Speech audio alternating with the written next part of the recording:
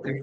So, today is the second last lecture, and last week, 2 weeks ago, we come end of unfortunately not completing the entire full lecture. So we're going to continue the last part on the capital structure theory, particularly case 2 and case 3, because we have done case 1 already.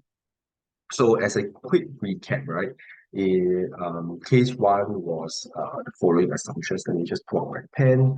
Um, just highlight this again. So we have various cases. So case 1, we went through in quite detail, no tax, no bankruptcy. Case 2, we are going to tackle the situation where there's actually corporate tax. And last but not least, case 3, which is the most real life case scenario, where there's corporate tax and bankruptcy. And in each case, we are going to answer the question of how does it affect firm value, how does it affect WACC, right? And then how does it affect firm value, how does it affect WACC. Okay, so let's jump straight into case 2, right? Because we went through case 1. Okay, so in the situation of case 2, what we're discussing. So we're discussing a case that we have corporate tax, but no bankruptcy costs. So what does this mean? It means that, okay, will be our interest on the debt is kind of like tax deductible, right? So there might be some benefits of having debt. Now, if we have more debt, more interest, it means that we are actually reducing the tax that we have to pay. And the thing is, because we're in a situation where there's no bankruptcy, we can take as much debt as possible, right? It does not matter to us that maybe we cannot pay the interest payment because there's no bankruptcy cost. Okay, so in essence, the reduced tax increase cash flow, and in when we recall proposition 1 of case 2, which relates to firm value equals to change in cash flow, right? So this means that if there is an increase in cash flow, firm value increases. Okay, so we have tackled proposition 1 in the sense that we know that firm value will increase. Okay, so this is a kind of explanation. So we have an unlevered firm, unlevered meaning no debt, okay? And then we have a levered firm with debt. And let's see how does it works out in terms of the mathematics of things. Okay, so we can't really know like the understanding, right? That okay, in case 2, firm value should increase. Now let's try to put some numbers into this understanding here. Okay, so we have we know that there will be a tax shield. Recall, I just mentioned that the interest will have some be tax deductible. So there will be kind of a shielding effect that's happening. So let's just say that tax rate is 8% here. Now, sorry, the interest rate is 8%, and then you have a debt of 1,000, right? So this will give you your interest payment, and this will give you $80. Now we have a tax shield where, because interest is tax deductible, so we do not pay tax on the interest. So the amount of shield that we get on interest is the tax amount, which is 30% times the $80 interest. And so we get a $24 so-called shield from due to the interest that we have paid. Now, if we take the assumption, so this is so there can be many assumptions, but in this so-called theory, we assume that the tax shield is perpetual, right? Because our debt is kind of perpetual. We have to keep on paying the debt for X number of years. But however, we take assume as a perpetuity.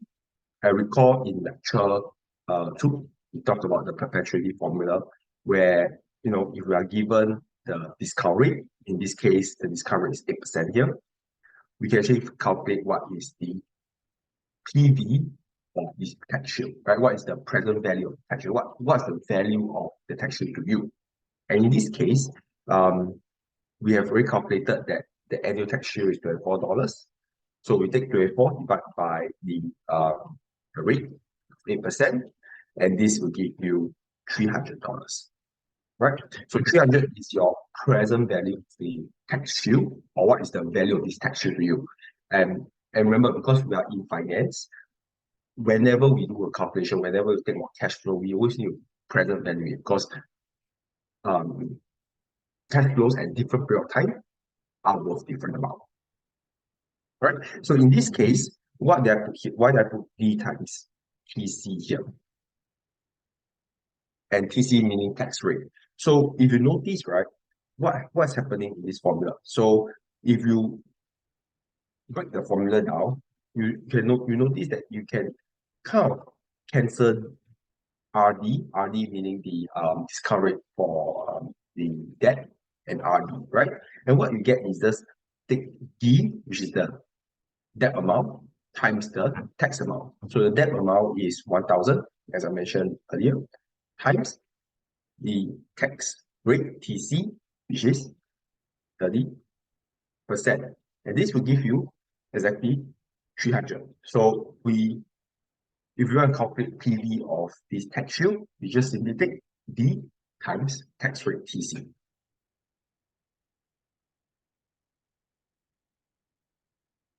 Right?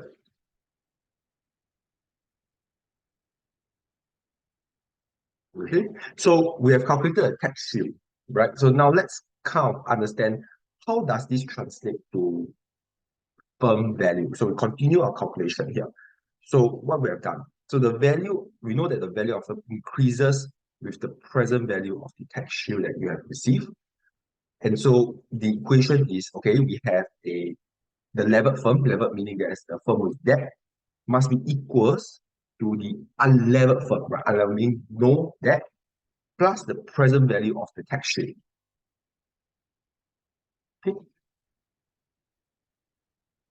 So we have recalculated the present value of tax shield here earlier in the last slide.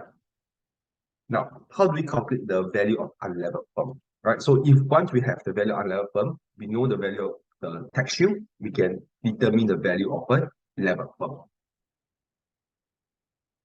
So for unlevered firm, we also can do a few assumptions, and the simplest is a perpetuity because a firm, let's say, is assumed to continue, right? Is not assumed to go into bankruptcy or to close down. So we assume a perpetuity based on the EBIT. So we take EBIT times 1 minus tax divided by the cost of capital of an unlevered firm here. So it's not levered. And this will give us the present value of the unlevered firm. So VU.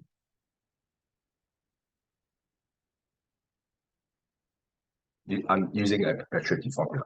So once we determine the value of unlevered firm, we can simply add the present value of the tax shield to give you the value of a levered firm.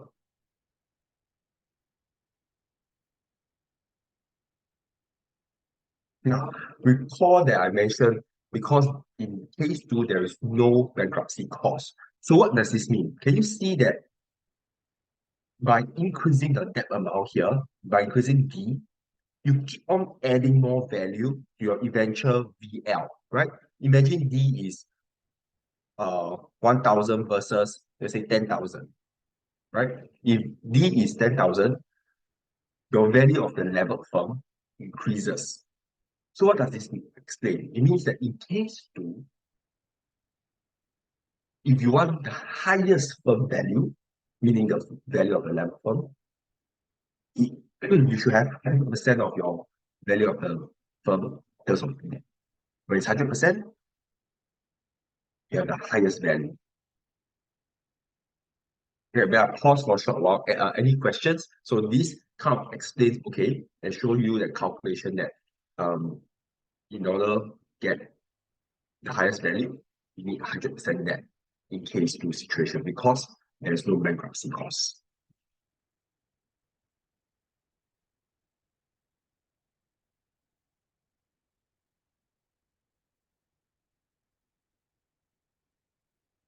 No questions? Okay, so this is kind of a pictorial or graphical method to explain to you. So actually to show, illustrate how does this, what does this mean, right? So we recall the formula value of a levered firm equals to value of an unlevered firm, which is unlevered here, plus the value of the tax shield. Sorry, plus the value of the tax shield, which we can see here that is increasing, and we know that in case 2 situation, we need 100%. That we get maximum value from the tax shield that we see here, right? So at this point, it's 100% met.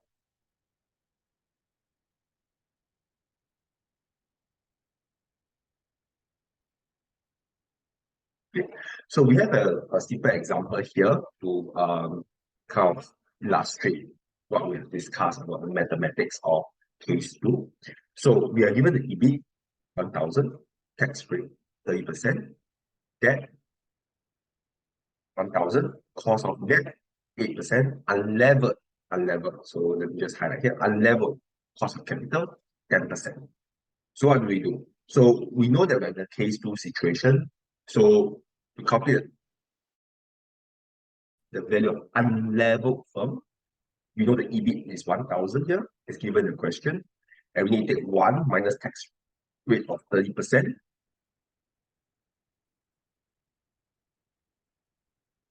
right? Divided by the unlevered cost of capital, which is 10%, right? We are calculating unlevered. Okay. And this should give you 7,000 here. Now, having calculated the value of unlevered firm, what is the value of the levered firm now? So we know that the value of the levered firm, we already have the unlevered. Unlevered is 7,000. We now need to add tax shield, right? Present value of tax shield. And recall that we can simply calculate value of tax shield by just taking debt B times TC, right? So debt amount 1,000 times what's TC, tax is 30%. Right? This should give you 7,300.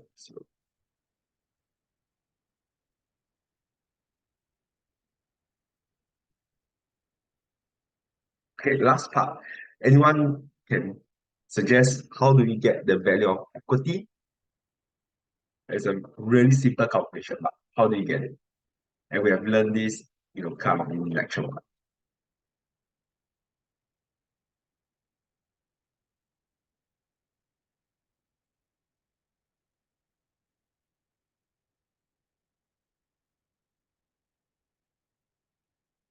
Like if you try.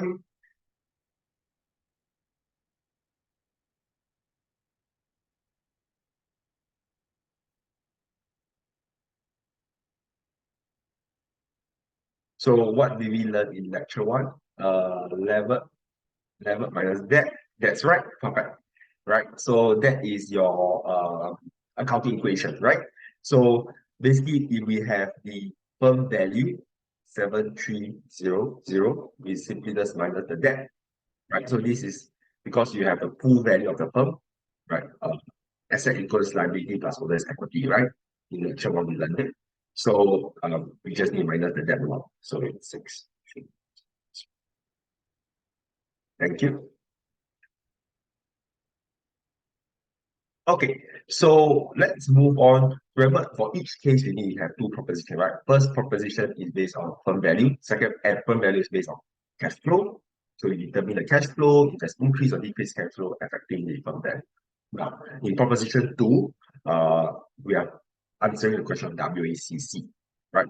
Weighted average cost of capital. So in this case, in case 2, recall what we did in case 1 when we proved the formula. Remember, we talked about business risk, financial risk, and we kind of try to prove the formula out. However, in case 2, because the formula is a bit more complex, we will not be proving the formula. However, we notice that there's just some slight difference, right? So just compare what we did in the last lecture for case 1, WACC. right?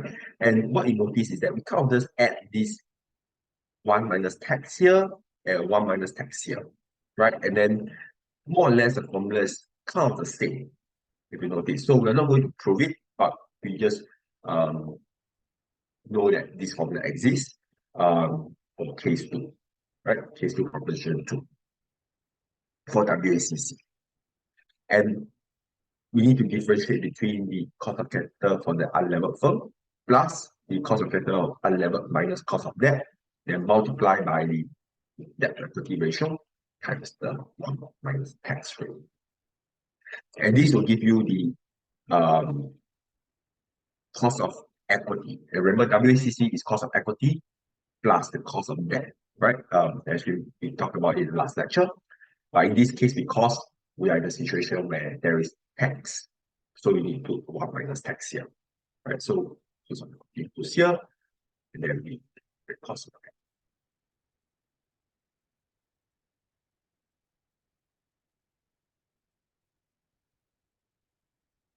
Okay.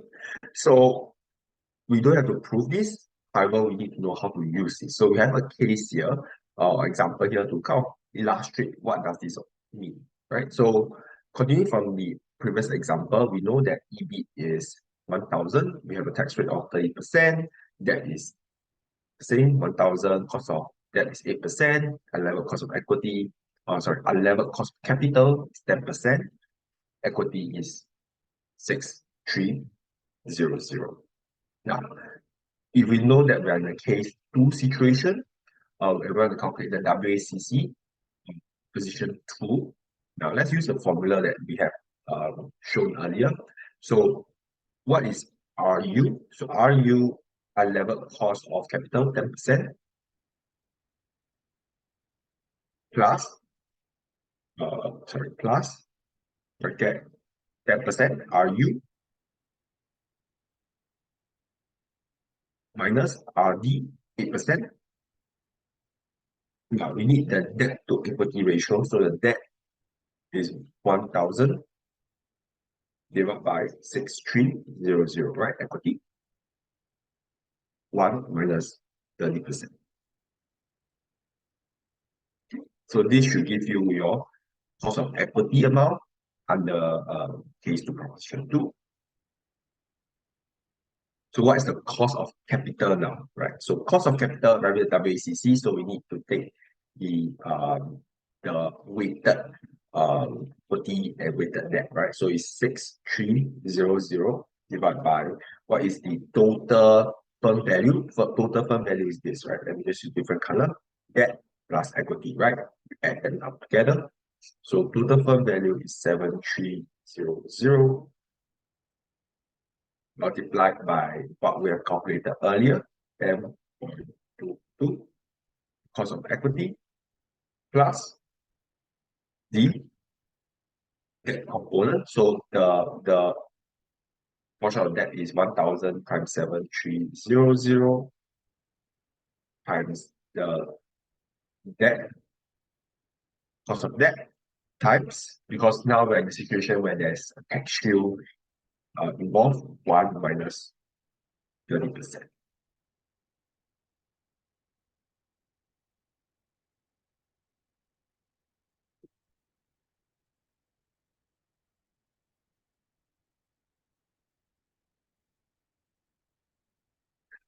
Any questions so far regarding case 2, proposition 2?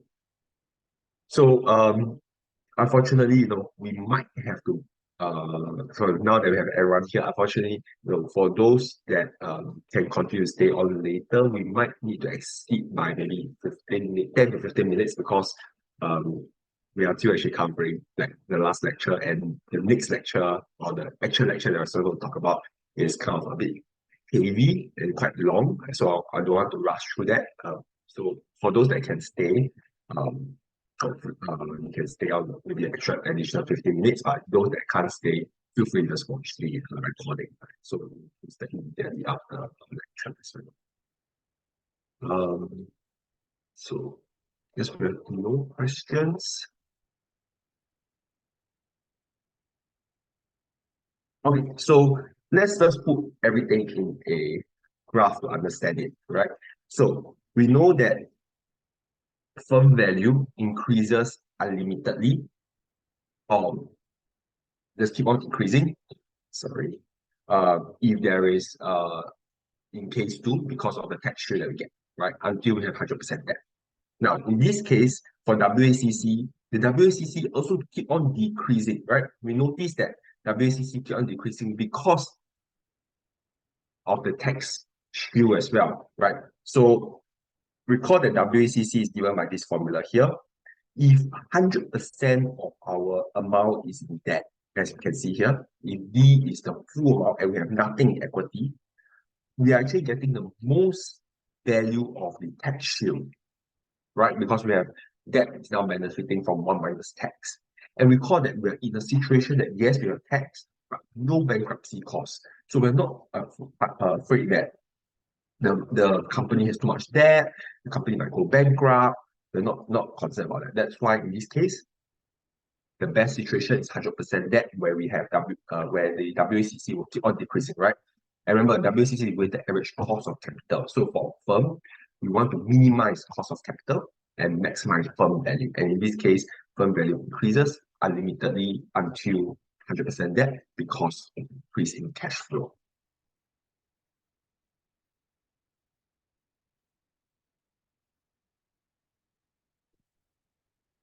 Okay.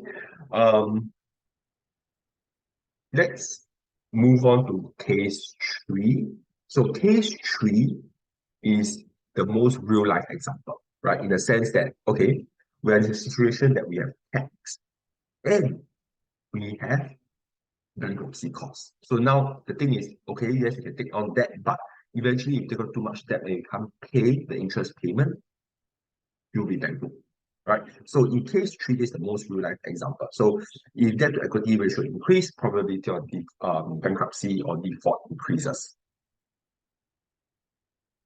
So just by thinking about it, right, we can kind of know that, okay, there is a sweet spot where the tax shield, the benefit of tax shield will deteriorate because of the increasing bankruptcy costs. Let's just think about the concept first, right? So there is some kind of like, it might be a quadratic kind of equation like this, right? So maybe the value of the firm increases until here because of the tax shield, and then after it decreases because of the increase in bankruptcy costs that cause the value of the firm to decrease, right? There's some kind of like up and down, like a sweet spot. So this is exactly what it is, right? So the additional value of the tax shield will be somehow offset by the bankruptcy cost, and therefore it drops, it goes down. And at this point, the value of the firm increases, or the WACC will increase.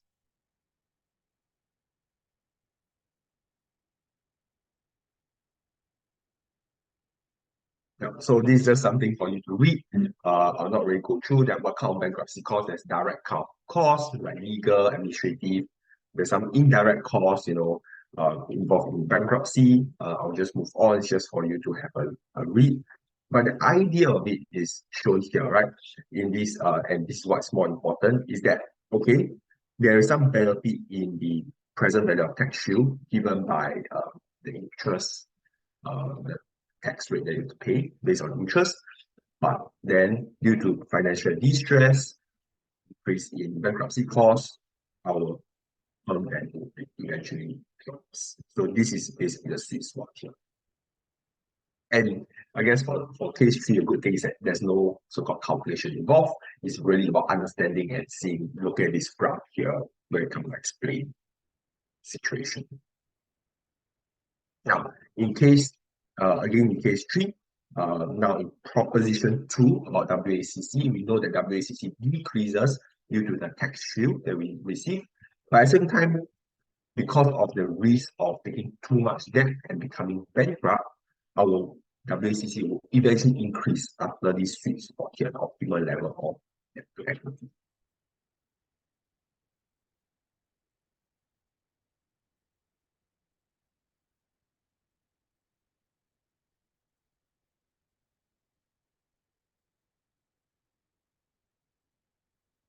Okay, so this is just kind of a conclusion of what we have discussed, case one, case two, case three. Um, any questions regarding the cases that we have talked about?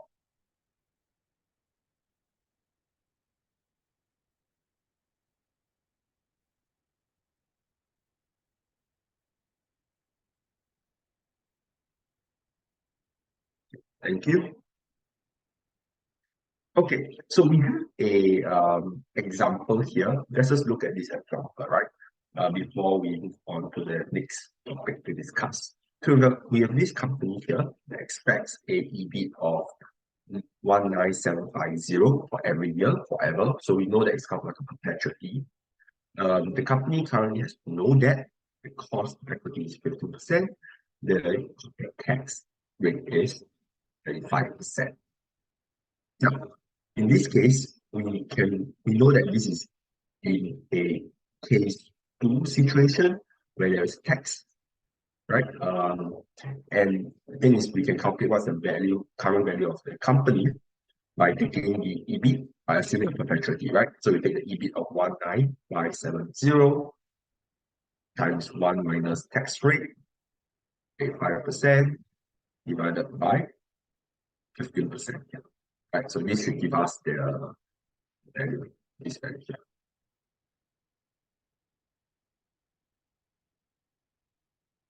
Now, suppose that the company can borrow at 10%, okay, if the corporate tax rate of 35%, what is what will be the value of the firm? What will be the value of the firm be if the company takes on debt of 50% of the unlevered value? So let's try to answer the first question first. Right. So recall in case two situation what are we dealing with? We have a unlevered value of the levered firm equals to the value of unlevered firm plus present value of tax shield. Right. So we will have already calculated the value of an unlevered firm here, right? Because no debt. We'll start here. Let's do that. So we just take 85583, right? Plus the present value of tax shield, right? And present value of tax shield um, is given by D times TC. And now I think 50% of that, 50% of the unlevered value. So we just take 85583 times 50% and times what is the tax rate? 35%, right? So value of the tax shield equals D times TC, and the amount of D is 50% of the levered value. So just take 50% times the unlevered value and times TC. So this should give you this answer. Second part of the question, if it takes on debt equals to 100% of unlevered value. So what do? We just, for the second part, we just remove this part here. We remove the 50%, so we take 100% of the unlevered value. You should get this.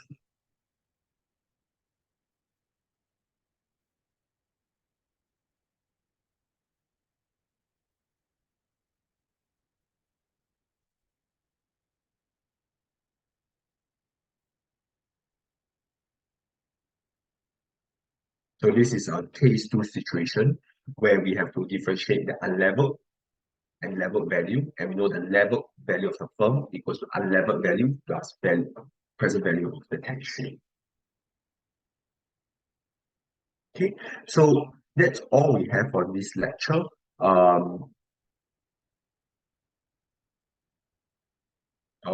Let's move on to, okay, so these are some review. Okay, let's move on to the lecture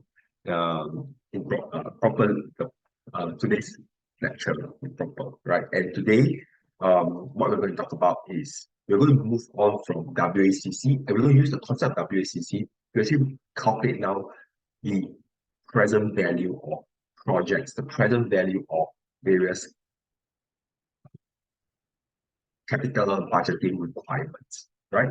So before we go into the details, let's try to understand this, right? So what we have done so far in this course, we started, with like financial statement analysis. We talked about ratios. We went on to discuss, time value of money, kind of like the basic finance concept of shifting cash flow, how we discount them. Then the next lecture we talk about some risk and rewards, and then after we followed by talking about cost of debt, cost of equity, WACC, which is what we have just covered. Be a short recap on the various theories, M&M theories. Now, having understand the cost of equity and cost of debt, we can use this WACC that we calculated to discount certain cash flows coming from a firm. When we think about these cash flows, it's basically things like, okay, if we have a new subsidiary or we have a new project, would this project be profitable? Right. So in this lecture, we're trying to understand, okay, will it be profitable? Should we do this project?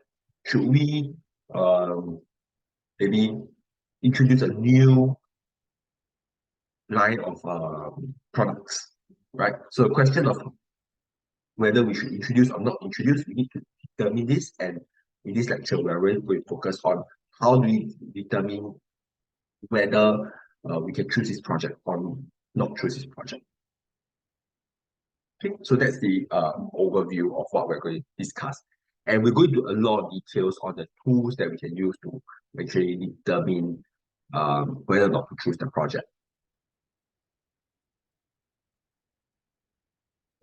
And so the idea of it is actually kind of explained here is the idea of capital budgeting. So when we think about capital budgeting, the word, just thinking about the word kind of, allow you to understand what we're trying to do. So there is a big capital project, CapEx, sometimes we call it CapEx, and we're trying to budget, okay, so can we do it? Do we have enough money? Is it going to make us some profit so that we can earn back the cost of the project first place, right? And why is it important? Is that usually capital projects are very expensive. Large expenses, usually projects last many years, so we need to make sure that throughout the life of the project can come generate enough cash flow for us. Right? And there are a few strategic decisions. It can either be a new product that we discuss, it can be expansion like a new subsidiary, or it can be this kind of replacement of various kind of regulatory requirements as well for capital budgeting. So there are some various determinant of the cash flows that we need to consider, right? So just to break them up into three stages, let's just think about it, right? We know that we have some kind of, we have some kind of initial investment that's required, right? Some initial cash flow that we need before we can even start the project, right? Like set aside some money, buy a land. So these are initial cash flow, right? Cost of purchasing a fixed asset, and there's some change in working capital. And recall in lecture one, we talked about working capital. And working capital is simply capital that's required for day-to-day operations of the business. Right? So we need some cash that's used for day-to-day operations of the business. So we know that there's some initial cash flow requirement.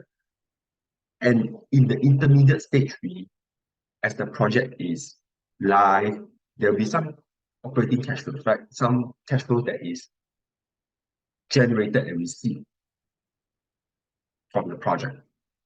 Now, of course, there might be increase in working capital or decrease in working capital requirement as well. Maybe it requires more kind of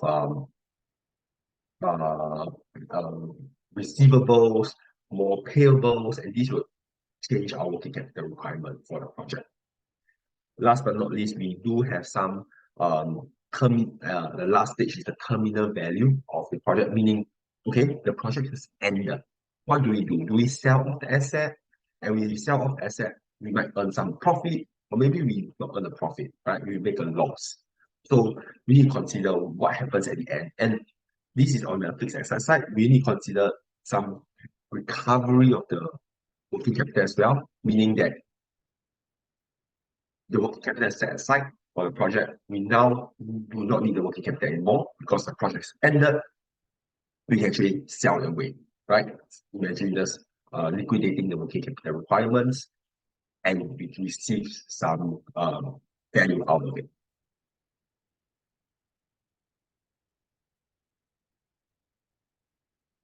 Okay, so these are the cash flow that we need to consider in making a good decision for investment. We also need to consider time of money, as we know back in the finance module. So everything must be time value of money in a sense. We have some risk adjustment in terms of the WACC. We need to consider WACC here. And maybe we can do some ranking of projects, right? Uh, Meaning, okay, which if we have 5 projects, which one is the best to invest in? And also, it will be good if you can indicate what kind of value is being added to the firm. And we'll see in details how we determine all these aspects of making a good investment decision. Okay, so now we're going to move on to various tools. So what are the tools that we have to make and um, to determine whether a project is a good investment decision or not a good investment decision. So our lecture is broken on 2 parts. First, we learn about the tools to determine a good and bad investment. Then we move on to determining the cash flows, right? So there's 2 separate parts, and how do we calculate the cash flows?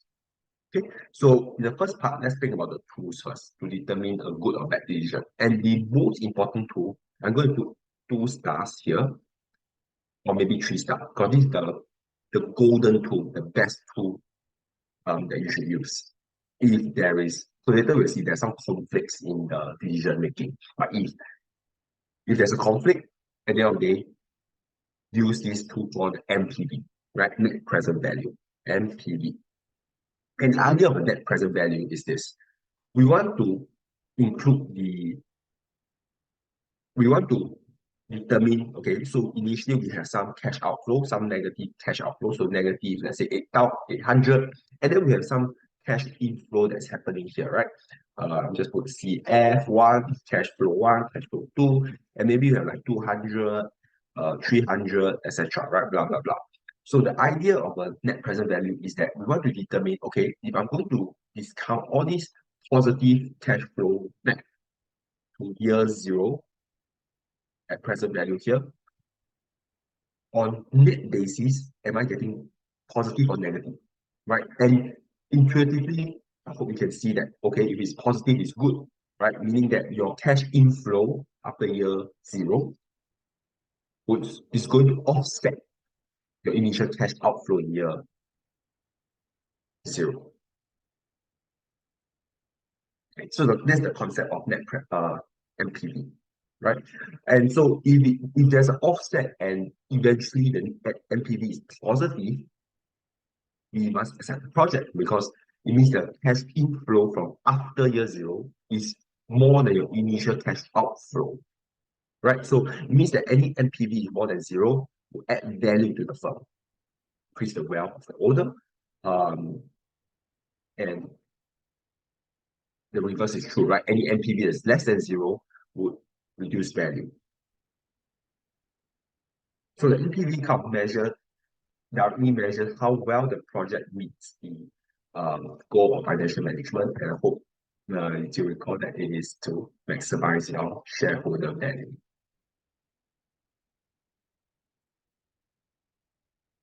Okay, so the rule for NPV, this is just a repeat. The rule is that you accept a project if NPV is more than 0. And this is the rule. This is the golden rule for NPV. Okay, we have examples, so don't worry. We have example to show you how to do it. Now, these are some comments that NPV meets various criteria. It considers cash flow, it considers time value of money because we need to discount the cash flows. It allows you to rank mutually exclusive project. It has a risk adjustment based on the discount factor, the discount rate. We can do some risk adjustment. And that's all it indicates the value added to the firm. And I put another 3 stars here because it is the dominant method.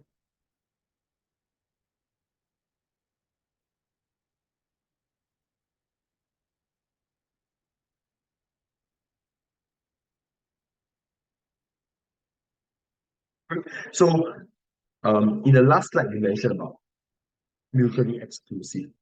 So let's try to understand what is mutually exclusive. Mutually exclusive means that if you accept one project, you cannot accept the other project. So it's exclusive, right? So MPV is good to determine mutually exclusive project.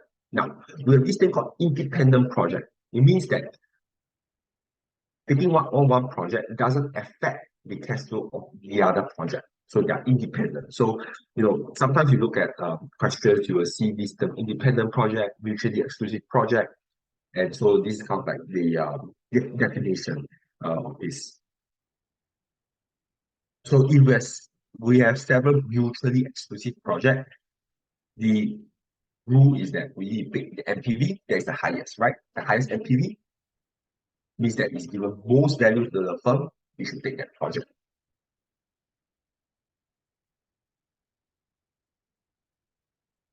Okay, so we have an example here. Um, and we use this example a few times in today's lecture. So we have this company, the company wants to do a major expansion in the product line. Initial cash outflow is 1950K. The project will generate a cash flow of 450K per year for the next 6 years. The discount rate is 9%, right? So the good thing about MPV is that there is a formula in Excel that we can use. So I've put the screenshot of the Excel working. So we know that MPV for the next 6 years is 450K as seen here. And initial cash outflow is 1950K. Now, we can use the MPV formula. I want to put a caution you when you use MPV formula should only be used for cash flow year one onwards. I repeat again, MPV formula should only be used from cash flow year one onwards. What does this mean? It means that we should MPV this amount plus this, right? Plus this amount, B18, which is here, plus the year zero cash flow outside the formula. Because the formula assumes initially that the first cash flow starts in year one. And I think we mentioned this also in lecture two, when we were talking about MPVs as well. Okay, so this is a small recap that the MPV formula, you need to put the cash flows from year one onwards, so year one, year two, year three. We put in the discount rate of 0.09 or 9%, and then we put in the cash flows. And then we add the year zero or CF0 cash flows outside the MPV formula here. And so in this case, question, should we accept or reject the project based on MPV calculated here in Excel?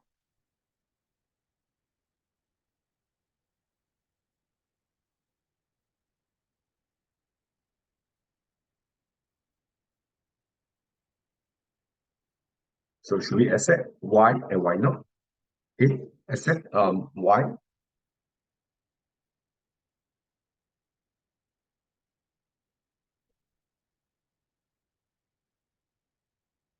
Positive cash flow.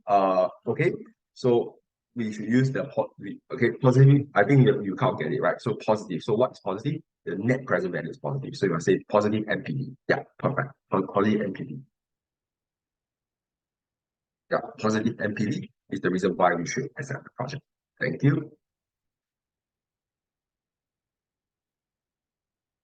Okay, so we have another question here based on the MPV. Which of the following two mutually exclusive projects should we accept? The discount rate is 7%. So I encourage you to look in to try to do this in Excel to put the figures down and use the MPV formula to give it a try. However, I've done it already, and the MPV is this 119 and 87. Okay, if I use Excel to calculate. Now, the question for everyone here is which project should we accept or should we choose based on the MPVs that we've calculated? The first one. Thank you. And why?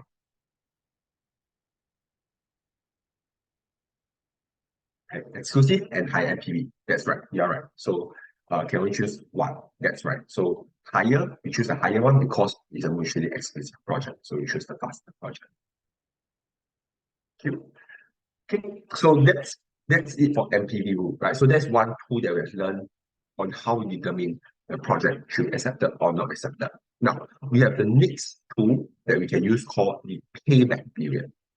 Okay, so what is the payback period? What does this mean? It means that how long does it how long does it take to recover the initial cost of the project?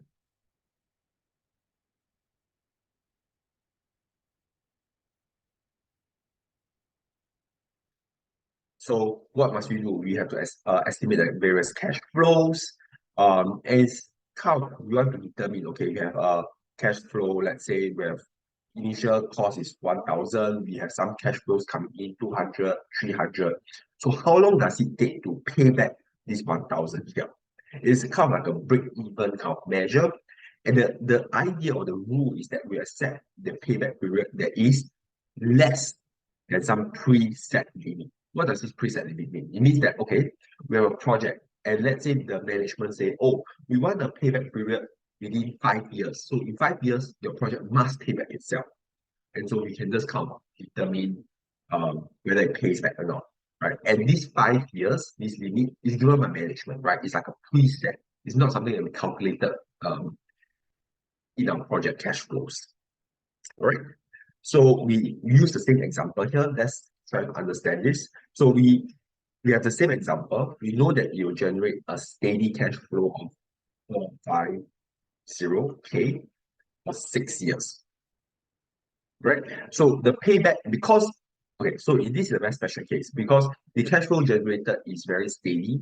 There is no fluctuation. So what can we do? We can just take 950 divided by 450K, right? So what does it give us? 4.33 years. Because our cash flows are all the same, we can just simply divide the initial outlay divided by the cash generated. And so this is the payback period. Now, just by calculating this, you will not be able to determine whether we should accept or reject the project, right? Because we need a predetermined limit. And so in this case, assume that the firm requires all projects to be recovered within 4 years. Now, so they require 4 years. So the question is, should we accept or reject this project now? Reject. That's right. You're right. Reject because it's more than 4 years. You're right.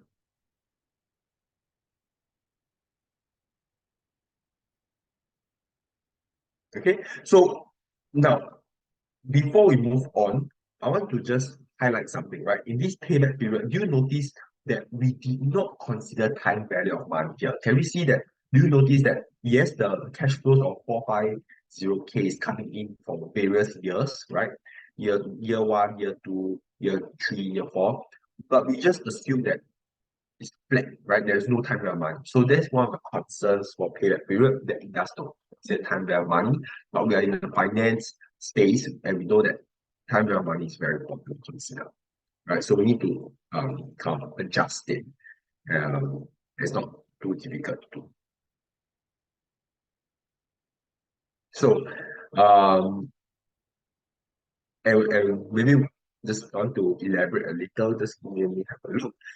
Just elaborate a little. What do you mean by adjust it? It means that instead of taking 450,000 here like this, what must you do?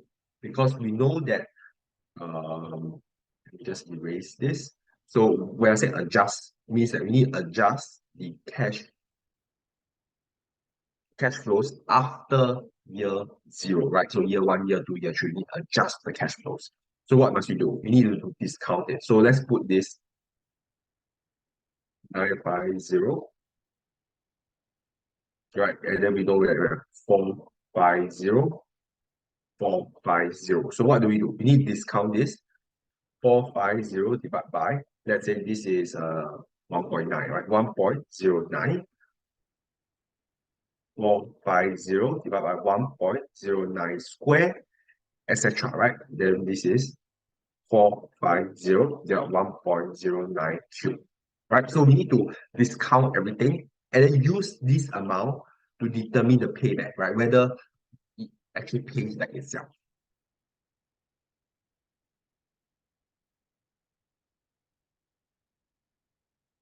So this would be the so-called time value of money adjusted payback period, right? So this will improve our payback because the main concern for payback is the traditional payback period is that it does not consider time value of money.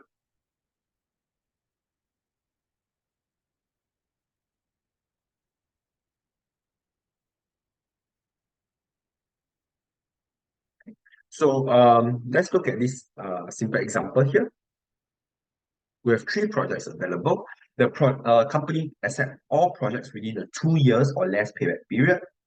Okay, so by doing the traditional payback, we can see that at year cash flow two, year two, all the projects pay back each other, right? Because the initial cash outlay is 2,000. So at year two, they have all gotten 2,000. So the payback here is 2, 2, 2, right? The payback period. Now, given that they all pay back within 2 years, we kind of cannot determine based on payback whether which project should we choose A, B, or C. However, what we can do, remember I mentioned that MPV is the golden tool, it's the best tool. So if we have an issue with any other tool, let's fall back on MPV, right? And we can practice this on your Excel to actually do MPV. But I have done it already. So the values are 7,248 minus 264 and minus 347. So these are the MPVs for project ABC. And immediately you can see that project A is the option that you choose because project B or B and C has negative MPVs.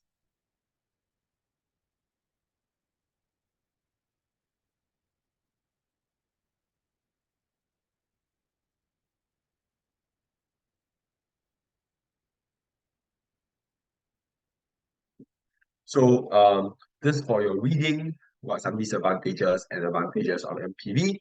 One of the main thing is this ignores time value of money, but I can't really show you how you can actually adjust the cash inflows from year one, two, three, etc. onwards by time value of money, right? So you can do a time value of money adjusted payback period.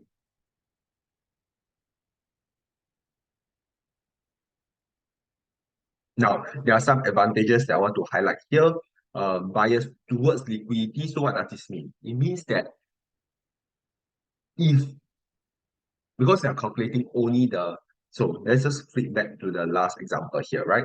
So if bias towards liquidity, it means what? Because we are only considering the cash flow up to the point that payback happened, right? So up to the point that payback happened here. So all these cash flows here, we have can't ignore it, which actually this amount is important because it can't push out NPV and gives us a sort of asset decision, right? So yes, it's biased towards liquidity because if the project pays back quickly, they have more liquid cash after it pays back, right? So it kind of forces the company to accept projects that pay back quickly. However, it's also bad because it ignores the cash flow after the payback period. So this cash flow is gone, right? It's gone. And it's like, why? You don't even consider it anymore. So I guess that's the negative as well. Which is here. Ignores cash flow beyond the cut.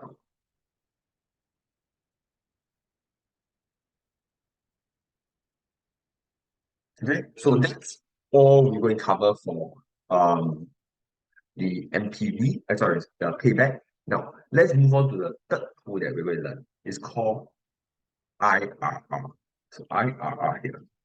Now, internal rate of return. And um, I hope this is not new because we have actually talked about IRR in lecture 3, maybe in lecture 3 or lecture 4. We have talked about something like IRR, and I told you that, okay, we're going to discuss it in detail in the second last lecture, right? So now is the time we're going to discuss in detail what is IRR here. So IRR, internal rate of return, is actually the second most important alternative to NPV because it's very it's used widely and a lot of people like it, right? So what does IRR means? So NPV, so I'm just going to do a recap of NPV again. So NPV is that we determine a cash outflow and then we have some cash inflow after year zero, right? So we want to determine if I net off the cash flows, what is the value, right? Is it zero, then it's zero NPV, or is it positive or negative, right? Meaning that the cash inflows after year one will give us some value. Now, that's for NPV. Now, what is IRR doing? So IRR is determining a discount rate of your cash flows after year zero that would cause your NPV to be zero. So it will cause a perfect net off of your initial cash outflow and your subsequent cash inflow after year zero. So that's what IRR. So IRR determines the discount rate that will cause the NPV of zero, will cause a perfect net off to happen. And the idea is that, okay, if we determine the IRR or that discount rate, then any discount rate is greater, or any IRR or slash discount rate is greater than the required return to be accepted, right? So let's say your project, the discount rate or the IRR, internal rate of return, you have determined it's 5% and your required, so let's say it's 5%, yeah, and you require, let's say, 4%, means that your project is giving you higher return than what you're required, right? It's higher return. And therefore, you should accept the project. So any IR greater than the required, you must accept it. So this is just the formula between NPV versus IRR that I found explained. And so let's look at the exact same example. And we see that we can use the IRR, we put in the cash flows here. And the IRR formula is slightly different from NPV. So remember NPV, I mentioned that um, we cannot consider cash flow zero. You need to consider from cash flow one. So for IRR, is the similar concept, but we need to include cash flow zero. So you see here, we include all the cash flow here to determine what is the IRR, and it's given by 10.17. So, given the IRR that has been calculated, question, should we accept or reject this project based on the IRR rules?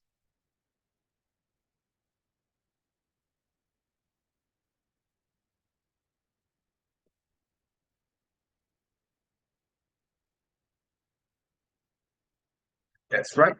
Why? Thank you. That's fast. Yeah, you're right. Since IRR is higher than the discount rate of 9%. You're right. Thank you. So can you see the IRR is very intuitive? It seems very easy to understand, right? Oh, you just put a cash flow, you calculate what's the IRR, and then you just compare it with the discount rate. That's right. So it's very intuitive, easy. You just there's no so there's a comment here if it's high enough meaning if it's close enough to the discount rate, right? So let's say the discount rate is 9% and your IRR is like 8.9%. So if it's close enough, you don't have to kind of estimate the required return. Um, it considers cash flow, it considers time value of money, it actually provides some risk mitigation as well. So it's pretty good in that sense.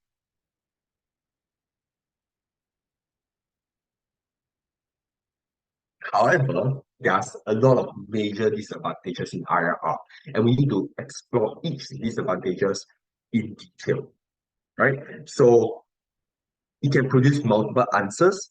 Sorry, it can produce multiple answers. It cannot rank mutually exclusive projects, and there's a reinvestment rate assumption. And we'll try to explore each in detail the subsequent slides. And the thing is, it's important to understand the disadvantages and kind of be able to explain the disadvantages, because there could be questions, kind of really testing you, explain why is there a difference between the MPV decision and IRR decision, right? And then we need to bring in all three kind of explanation to suggest why. And let's try to understand what are the disadvantages. So between MPV and IRR, they generally give the same decision unless it's in three scenarios, right? Non-conventional cash flow, mutually exclusive cash flow, and when there's some reinvestment rate assumption. So the three disadvantages that we commented earlier. Okay, first one. Let's look at the first one. Let's try to understand what is a non-conventional cash flow. So suppose you have an investment of 90K given here, and it generates the following cash flow, right? 130K, 100K, and negative 150K in year three. Now, what is a non-conventional cash flow? So a non-conventional cash flow is simply a cash flow that becomes negative after year zero. So we know that year zero there's negative cash flow, right? Because there's some cash outflow. In a conventional cash flow, we expect the project to give you positive cash flow all the way until the end of the project. Okay, that's conventional. Now, in a non-conventional, in this case, we see that there's a negative cash outflow in year three. So this is non-conventional because there is some cash outflow that's happening.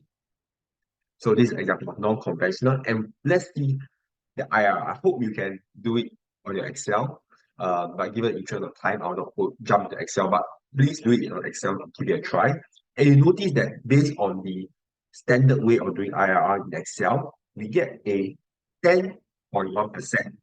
Okay. And based on this, should we accept, based on the IRR of 10.1%, should we accept or reject this project?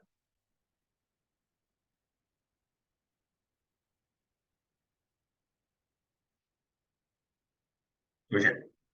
That's right. We should reject because it's lesser than required rate of return of 15%, right? Now, um, in the IRR formula in Excel, there is this portion called gas. And recall that I kind of mentioned about this thing called gas previously, right? It kind of, if there's a quadratic equation, if there's something that had produced two results, you can kind of let um, Excel or lead Excel to determine which value you want. And in exactly this case, there's kind of a quadratic equation happening here, right? And we have a graph in the next slide. However, the quadratic equation has, of course, two solutions. We have determined the one solution, which is 10.1 given here, right?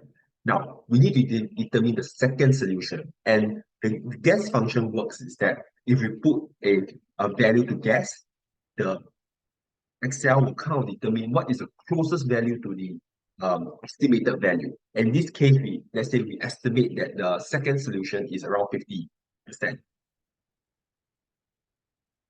And by doing that, we actually get a second IRR formula here of 42.7.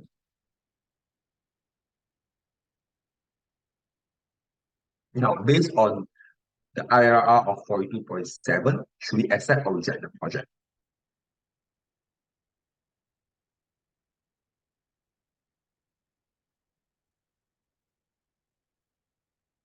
So the project IRR is giving you 42.7. Accept. Thank you. That's right. So we are now faced with two different kind of conclusion, right? One says reject, one says accept based on IRR. And this is exactly what's happening here. Let's look at the graph. Because it's a non-conventional, and non-conventional meaning after year zero, there are negative cash flows coming in. We are faced with a quadratic graph of the NPV. So this is a graph of NPV versus discount rate. Sorry.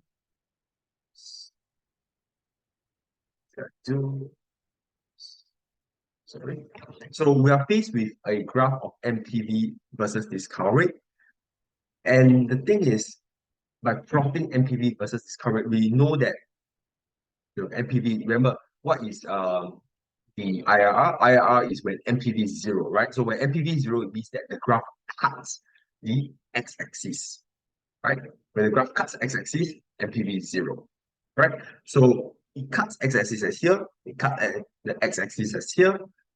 When NPV is zero, means that this is the IRR, this is the IRR, and we have different solutions, right? Based on the first IRR, we will reject. Based on the second IRR, we should accept. And so the idea is that any discount rate between these two range will give you a positive NPV, which is what we can see here, positive NPV, and therefore we should accept it. Anything that is falling below here, we should reject it.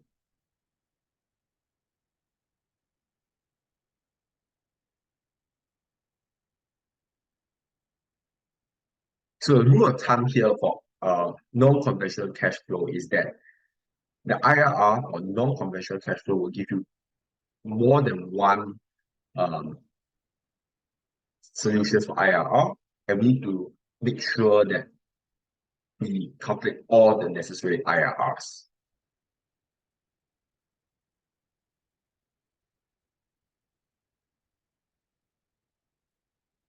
Okay, so before I move on to mutually exclusive, so the rule, so knowing that is unconventional cash flow between IRR and PV, which one should we use?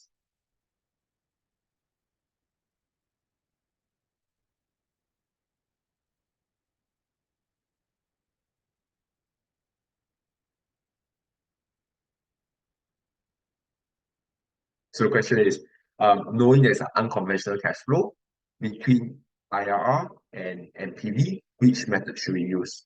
Or should we use both methods? NPV, okay. Yep. Okay. So I guess you can see that we need to use MPV. That's right. Always is always predominant method. That's right. MPV. However, if we are forced to use IRR, because sometimes question it can be, they say you must use IRR, right? Certain questions they do that. So if you notice that's unconventional and the question says please use IRR to determine whether you can accept or reject project, be careful. Know that there might be two solutions in the quadratic kind of graph that we have seen earlier. And please use the guess function in Excel to allow you to guess the second IRR. Okay, so yes, MPV is the predominant method and we must use it. However, certain questions might limit you by saying that you must use IRR and then please use the guess function. So we have tackled the first issue of IRR. Now let's think about the second issue of IRR. And the second issue of IRR is based on mutually exclusive.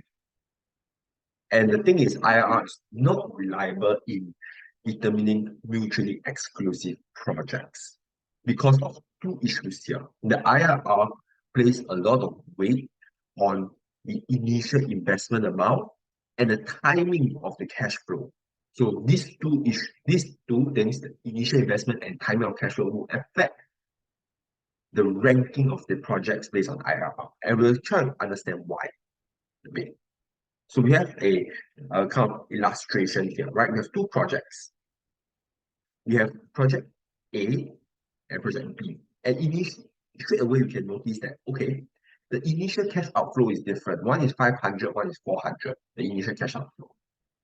Again, you notice something. The cash flows, the timing of it is very different, right?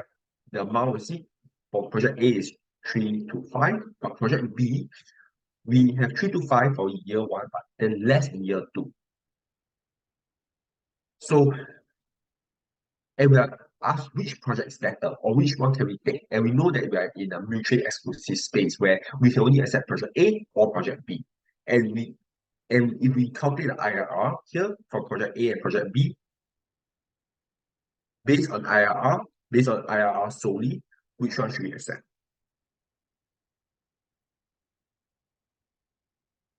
Project A or project B? Project B. That's right, because we have higher IRR. Now, based, and then let's just do MPV now. Based on MPV, which one should we accept? A. That's right. So we see a conflict again that's happening here for mutually exclusive because we only can choose one project and the issue of different timing of cash flow and different initial cash outlay. And so let's plot it on the graph again. So we have various cash flows here, as I've done in Excel, as you can see here. I've calculated the IRR, right? So the issue of this mutually exclusive project is that whenever you have different initial cash outlay and different timing of cash flow, what's happening to the NPV profile? The NPV profile actually cuts each other, right? So as you can see, project A cuts project B, and there is a crossover point where the divisions from IRR and NPV would differ. Okay, and the thing is, how do we calculate this crossover point? So this is important because sometimes questions, they might actually ask you to determine the crossover point. And the way to do it is pretty simple. We just take one project, so project A minus project B cash flow, project A minus project B cash flow, project A minus project B cash flow, and you just do the NPV of the cash flow of project A minus project B. Okay, again, we are given that we are on this graph of NPV versus discount rate. We know IRR is the uh, point on the graph where the line cuts the x-axis because NPV is zero, right? So the IRR that we have determined is here and here, right? 19 and 22, where it cuts the x-axis here.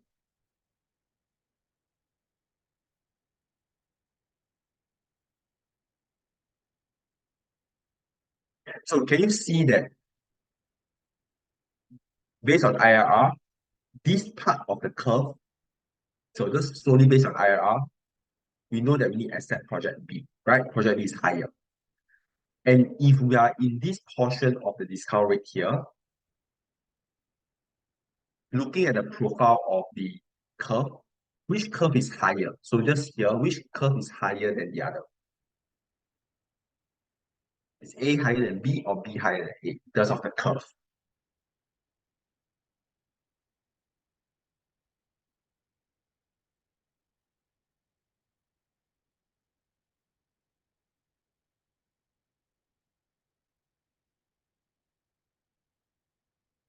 So yeah, B is higher than A. That's right. Can you see? So those that can't really see, can you see that this curve here? This is B, right? So the line that is the full line, B is higher than A. Meaning what? Meaning the NPV of B is more than A. So in this sense, we should accept project B, right? So the IRR and NPV gives the same answer here when the discount rate is this amount. Now, when the discount rate is in this portion here, based on NPV rule, A is higher than B. So we should accept A, right? So we should accept A here because the profile of A is higher than B. Now, the question is, let's look at the question. What is the discount rate? So discount rate is 10%. Okay, it's 10%. And where is 10%?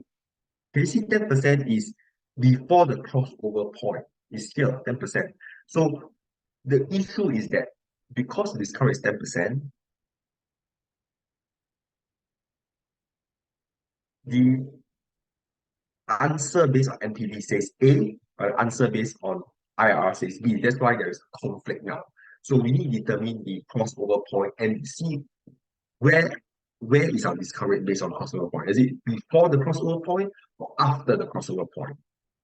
Determine whether there's a conflict in our NPV versus IRR.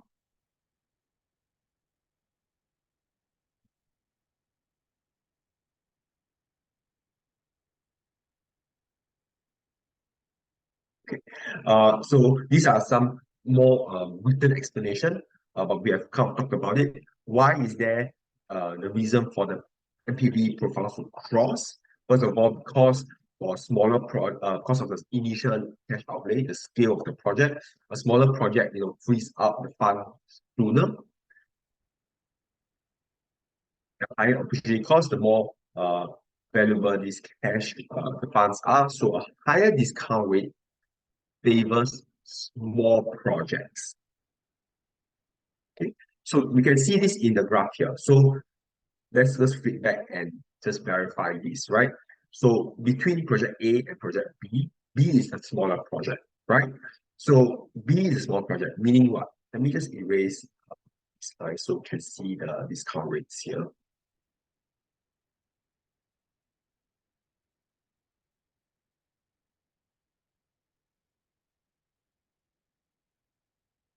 Okay, so the higher discount rate, so higher discount favors the smaller project. So and we can see here after the crossover point given here, the higher discount rate favors project B, right? Because it says accept project B because it is smaller. The cash outlay is only 400.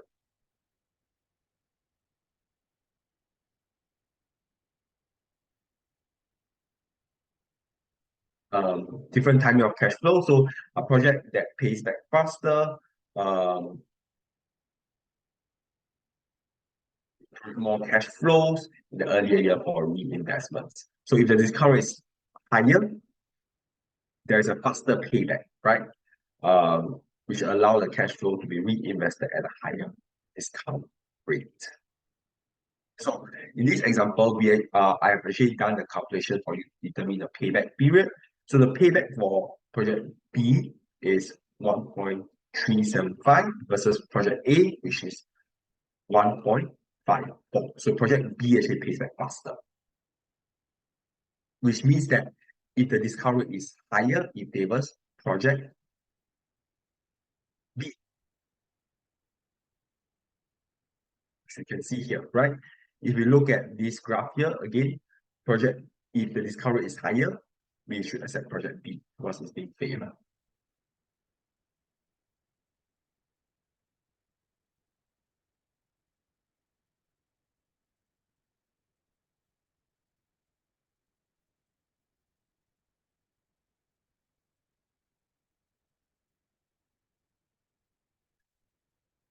Do we have any comments?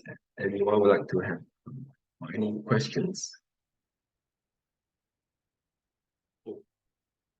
I actually realized that we're supposed to take a break as well. Can't forgotten. Let me just see. Okay, you know what? I think we kind of exceeded quite a bit. We should take a break. Let's take a break now. Before we move on to the last issue with IRR. Okay. We'll come back in around 7 minutes. Maybe not sure what time it is. But yeah, let's come back in 7 minutes. And if you have any questions, put in a group chat. Then we'll come back and discuss. Right.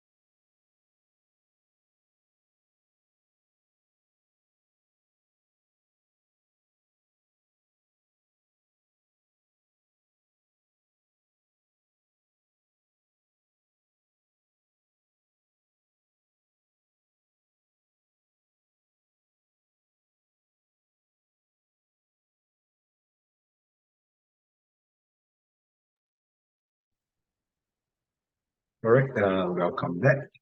So I think we are good. There are no questions. So let's move on to the third issue of IRR now, right? So it's the reinvestment rate assumption. And what does this mean? So in IRR, the formulation of IRR actually assumes that any reinvestment of the cash flows are at the IRR rate. And what does it mean? Remember, we calculate IRR rate at like 20%, 19%. And because we are using the reinvestment at 20% or maybe even 19%, do we are we able to actually get 19% return on our reinvestment of, let's say, the cash flow? The chances are we can't, right? Let's say you put the cash flow in an investment, we put it in fixed deposit, it will never give you 20%. Now, that's the issue with IRR because IRR assumes the reinvestment at the IRR rate, right? However, MPV assumes the reinvestment at the cost of capital. And cost of capital is a bit more realistic, right? We saw the cost of capital is like 10%, etc. It's more realistic. So because of that, MPV should be used for mutually exclusive projects because IRR assumes overly optimistic reinvestment at the IRR rate. So whenever there's a conflict between IRR and MPV prevails, right? So always use MPV as the dominant method. The IRR is not reliable for non-conventional and mutually exclusive projects. So now we have a example here. We have two cash flows. So and they are mutually exclusive. We notice that the cash flows are conventional. It's not it's just normal kind of cash flows. If what is the IRR of each project? So it's given here. We have calculated it as 22.2 and 21%. So we have two IRR that's calculated here. And based on the IRR rule, we know that we choose the higher IRR. So we choose project A, right? Of course, now with the idea that we know that IRR has some limitations, we cannot use IRR for mutually exclusive projects. We know that there were some issues here. Okay, but let's do the MPV now, just to see whether there are some issues. So we calculate the MPV. The MPV for A is 14, and for B is 16K, right? So based on this MPV profile, we should choose project B, right?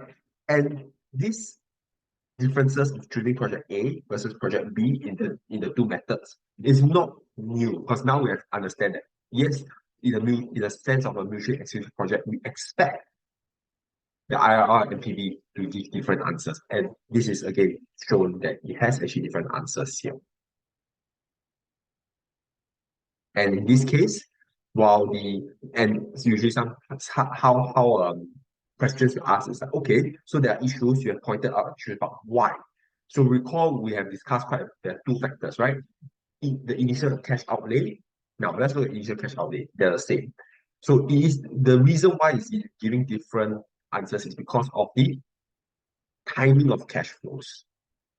So, in case, you face a question where they ask you to explain more, hopefully you can plot the graph, you can show the crossover points, and then you can kind of explain it, right? So this is why we did quite a bit of explanation on the reason why IRR has some limitations. All right, so there's so many issues with IRR. There is a good way to fix IRR, and it's called MIRR. Basically, it's a modified version of IRR. And the idea is that we want to adjust the IRR. So the idea is that we are going to adjust the IRR by adjusting the reinvestment rate. So we are going to change the reinvestment rate by using a discount rate based on the cost of capital. And this should address the issue of reinvestment and non-conventional cash flows. Right? So there are three distinct methods, so three separate methods to calculate MIRR. And the issue is that actually there is no preferred method. Um, because the three distinct method give you three distinct answer. And let's look at the different method. First, the discounting approach method. So what's the discounting approach method? So the discounting approach method means that we're going to discount future cash outflows only, future cash outflows to the present. So this method helps to resolve the issue of non-conventional cash flows since any outflows after year zero will be discounted back to year zero. So this will cost only one IRR. So let's look at the example here. Okay, I'll just skip this. You can read this. Let's look at this example to understand this method first. So we have a cash outflow in year zero. And then we know that, oh, there is some non-conventional cash outflow here, right? There's some issue here. We know internal rate of return is 10%. Let's calculate MIRR. So in the first method, the discounting approach, remember the first method is to discount any cash outflow after year one back to year zero. So this is what we're going to do here, right? So in year five, we know there's a cash outflow. We're going to discount this all the way back to year zero. So there's some 1 to 3. This is the first working we need to do. So we have discounted it all the way back here, right? And add it up together. Now, having done that, we know year zero give you this amount. We can plot this, not replot, but we can input this in the Excel like this, right? Because year five no longer have any cash flows. And then we can use the IRR formula. So IRR formula will give you 90.75. So this IRR, we plot in the whole amount of cash flows, you get 90.75 here. So this is the first approach. Discount any cash outflow from after year zero to year zero. Okay, so let's jump back to the next approach, right? What is this? The reinvestment approach. So the reinvestment approach, what it does is compound all. So this is about all cash flows, whether it's in or out, whether it's a negative, positive cash flows or cash flows in or out, except the first cash flow towards the end. So what does this mean? It means that, okay, we have one cash flow at the end, at the start, sorry, a negative cash flow at the start, right? The cash outflow. So any cash flow that's happening after year zero, we compound it all the way to year, the end of the project, so the final project, the final year. And we compound any cash flow, meaning whether it's cash flow in, cash flow out, we compound everything to the end. Okay. So why do you want to compound it? So this method actually addresses the issue of the reinvestment rate, because by compounding all the cash flows, we are assuming the reinvestment of these cash flows at the cost of capital and not the IRR rate. So we're actually tackling the reinvestment rate issues here. So let's jump back to the example to see what does this mean. So recall that the reinvestment approach means compound any cash flows after year zero, whether it's cash flows in or cash flow out through the end of the year. So these are cash flows in, so we compound everything all the way back to year five.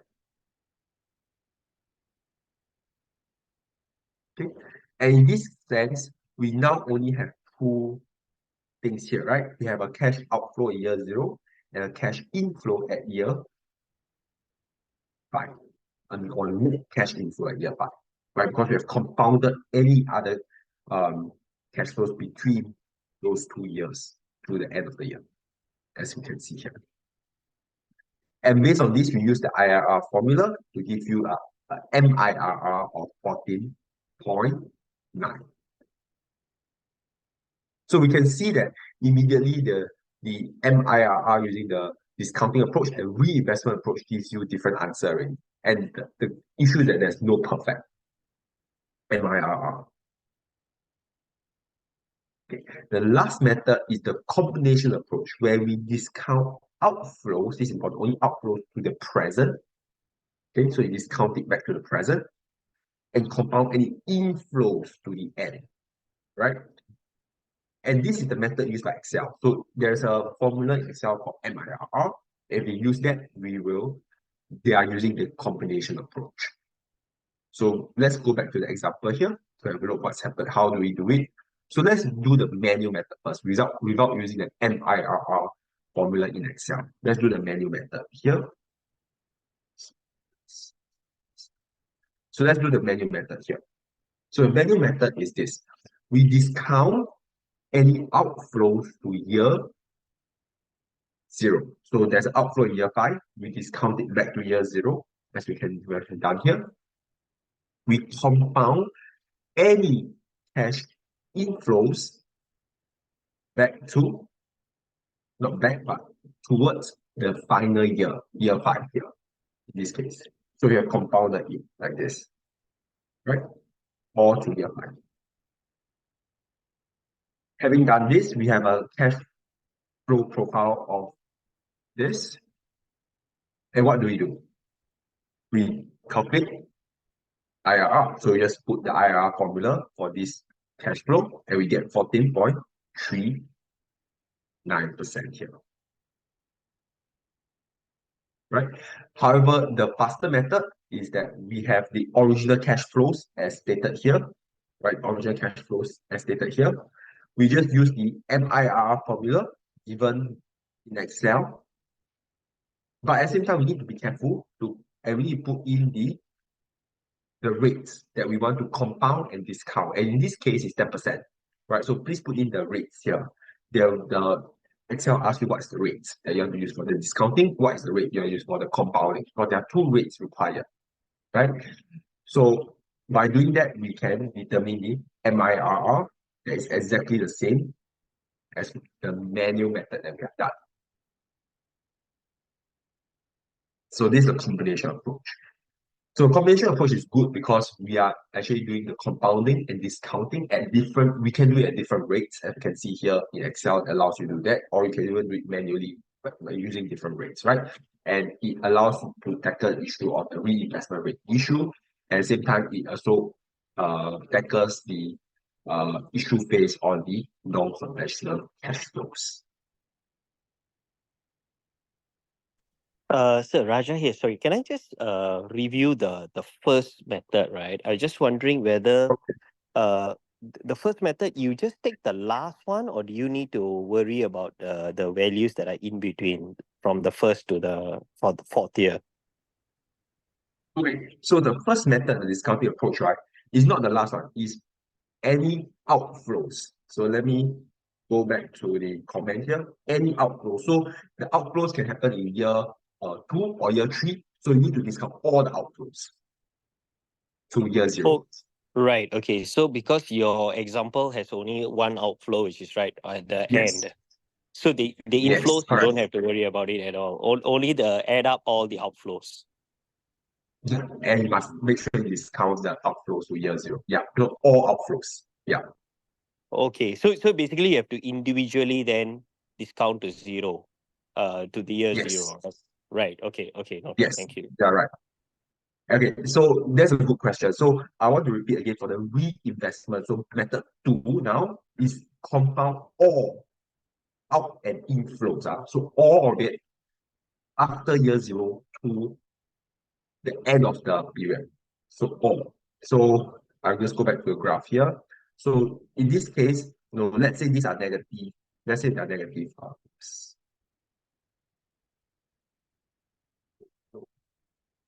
So let me just erase this. Okay. Give me a moment. Let me just close this.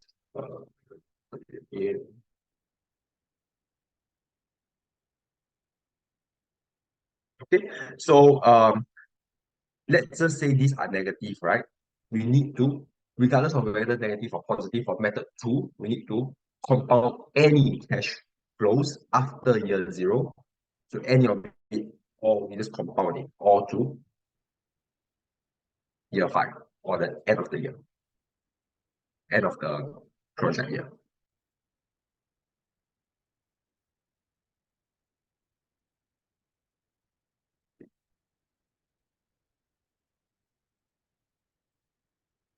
So maybe just a slight repetition for the combination approach.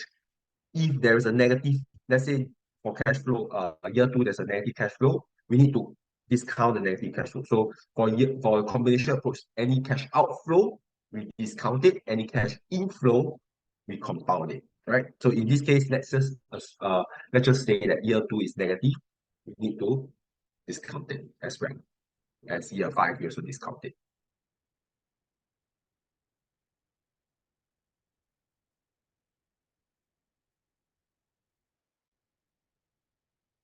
So the good thing about MIRR is that is correcting the issue of the reinvestment rate. It avoids the multiple IRR problem as well, because MIRR is the better method than IRR, and the decision rules are the same, right? If it's MIRR, the higher MIRR will be accepted.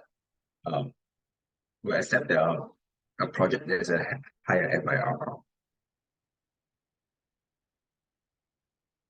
Okay, so that's all for IRR. Let's look at, I believe, the last indicator called the PI, or profitability index.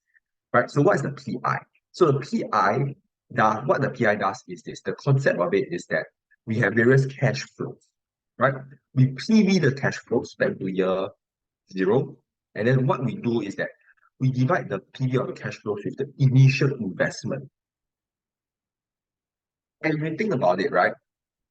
If all our cash flows from the future equals to our initial investment, this is kind of a ratio, right? The ratio, if it's equal, the ratio is 1 is to 1, right? That means all the PV divided by initial cash flow, 1 is to 1. So that is the PI. So the idea is that anything that is beyond 1, meaning what? There's the PV of the cash flows is more than the initial investment. Anything is more than 1 means we are making some profit, right? We are making some money now. So that's why it's profitability index. And so anything is more than 1 will be accepted. And the PI of 1.1 means what? For every $1 that you invest, you create additional 0.1 in terms of value, right? So this is very useful for situations of capital rationing. So what's capital rationing? So capital rationing is a situation where you only have a limited sum of money, which is quite common in all companies. You only have a limited sum of money, and you need to choose a project to invest in. And so if we are given a limited sum of money, how do we determine which project we should choose? So we need to use the PI to determine. And we have an example to explain how. So capital rationing problem is where there are limited funds. So we need to kind of determine which project have higher PI, and we choose the project based on that. Okay, so we go back to the same question that we have here. So what's the PI? So the PI, I realize there's no solutions here, but basically what we do is we find what is the MPV of the 6 cash flows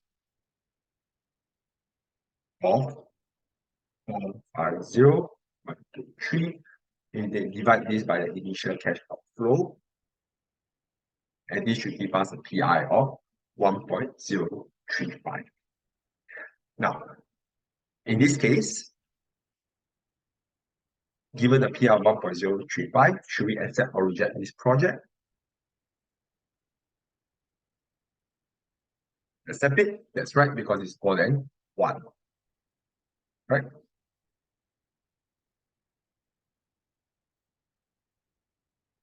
Okay. So as you mentioned that PI is good for capital rationing, let's say the company has 100 million now, right? We have the following projects here. So the question is, which project will you select based on PI? So we see that project C has the highest PI. We know that we need to select project C. The initial investment amount is 10 million. Okay, it's within the 100 million. Now, what's the next project should we select? Okay, so we know we definitely need to select project C. What's the next one should we select? E, that's right. Okay, let's do E.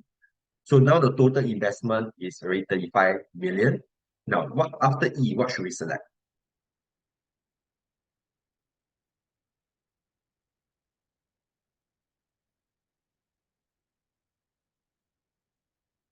D, that's right. The PI is 0.33. Um, However, 0.33 is also project A. However, in project D, we know that the MPV is higher, right? You can see the MPV is higher. So that's right. We select three projects, right? C, D, and E. So let's select C. The total MPV is this.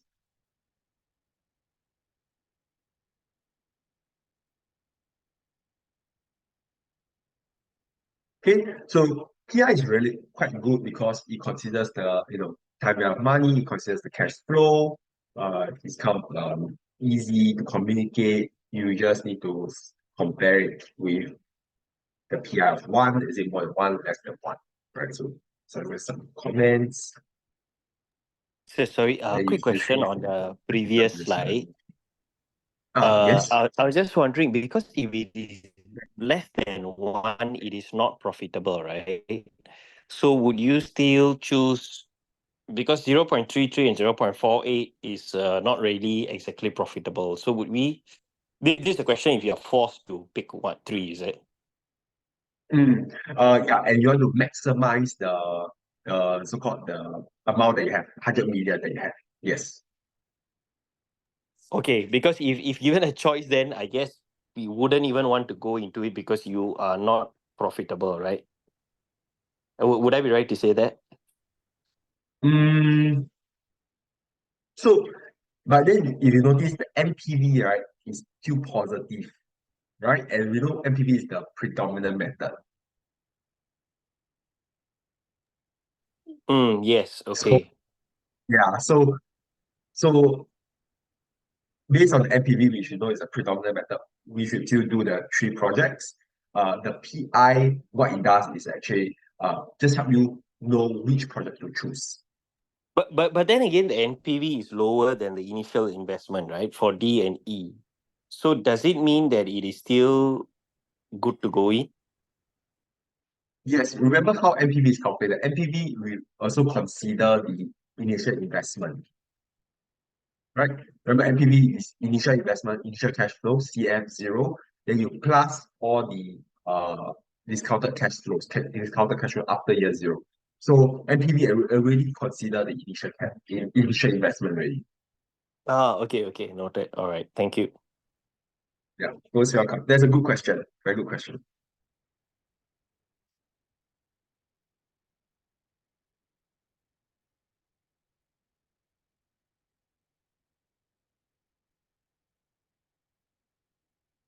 Okay.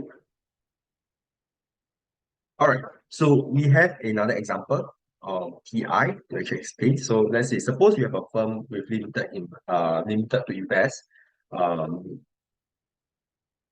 and you can invest 10 million today. There are three projects available, all of which have a 10% uh, equity cost of capital. Which project should you invest in? Right. So in this sense, the good thing is that we have calculated the MPV and PI for you. So based on PI, we can rank the project, B being the best, that is C and E, right, based on PI. So given that we're in a situation of limited resource, we only have 10 million. So we know that based on PI, we should choose project B, which initial is 5, and project C, which is 5. So we can actually choose project B and C, right? Can you see that you can choose project B and C, which aggregates to 10, and the PI is higher.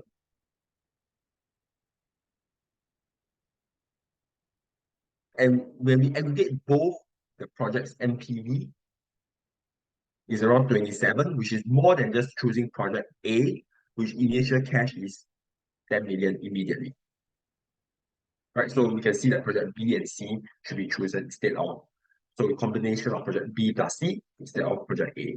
And this was, you can do it by determining the PI here, by using the PI figures.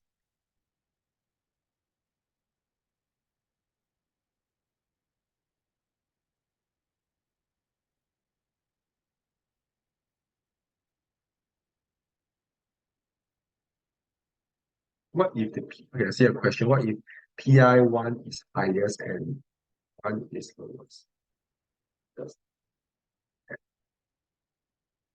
So this so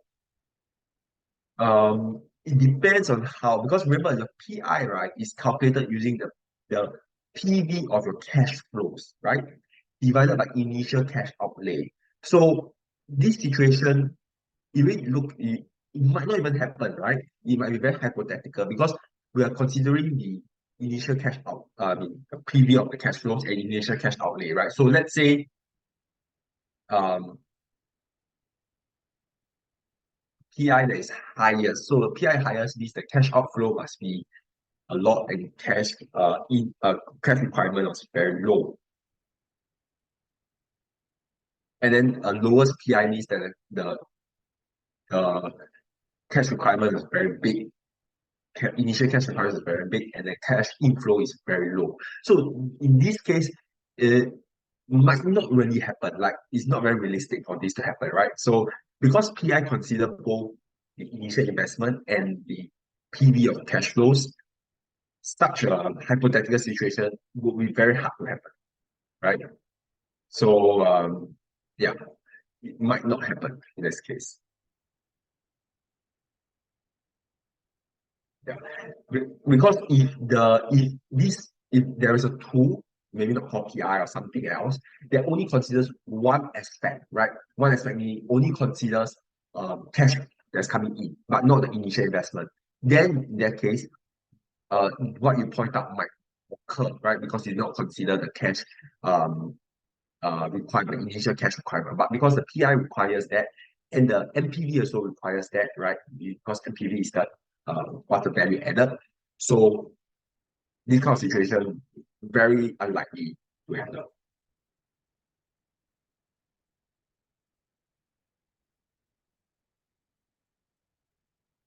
Okay, so we have another example here. We have suppose a firm has a limited amount to invest, it has 50 million only. Which project should the firm choose to invest in? We see the PI and NPV calculated for you here. And we rank the PI, so we know that we should choose C, B, C, and A. Now, so there is a bit of an issue here, right? We see that choose B and C based on the PI, right? We should choose these two. However, we know that we only have 50 million. We can't choose B and plus C. Sorry. So we choose the project with the highest NPV in this case, right? So we choose project C because this NPV is the highest. Because NPV is still the predominant method, right?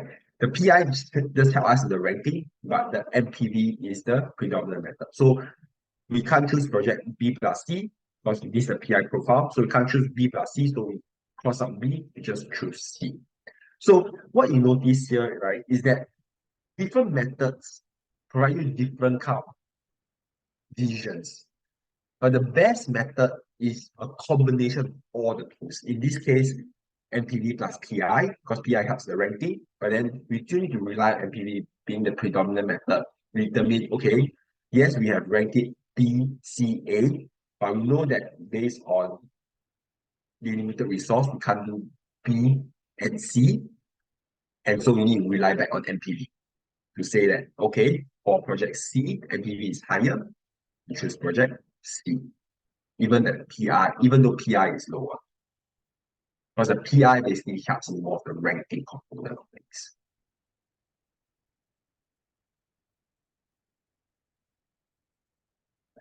Uh, we have one last question, if I'm not wrong. So we have two projects. Again, they are this time they're mutually exclusive. You can only choose project A or project B. Since we then we calculate the three parameters here, PI, IRR, and MPV. We based on IRR, we should choose project A. Based on NPV, we should choose project B. Based on PI, we should choose project A. So now we have various answers, right? Based on the tools that we use. So let's try and dissect this.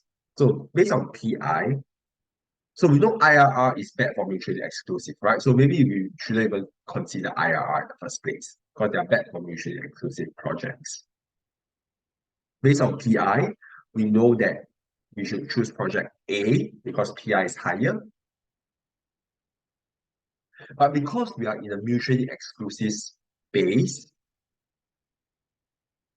and we see that it's not a situation of capital rationing, right? The question did not say that, oh, we only have 100, not 100, sorry, 10, it means 10 million, right? We only have 10 million. So this is not really a capital rationing issue here. It's more about whether it's a mutually exclusive. So in this sense, we should just rely on the MPV. We should choose project B.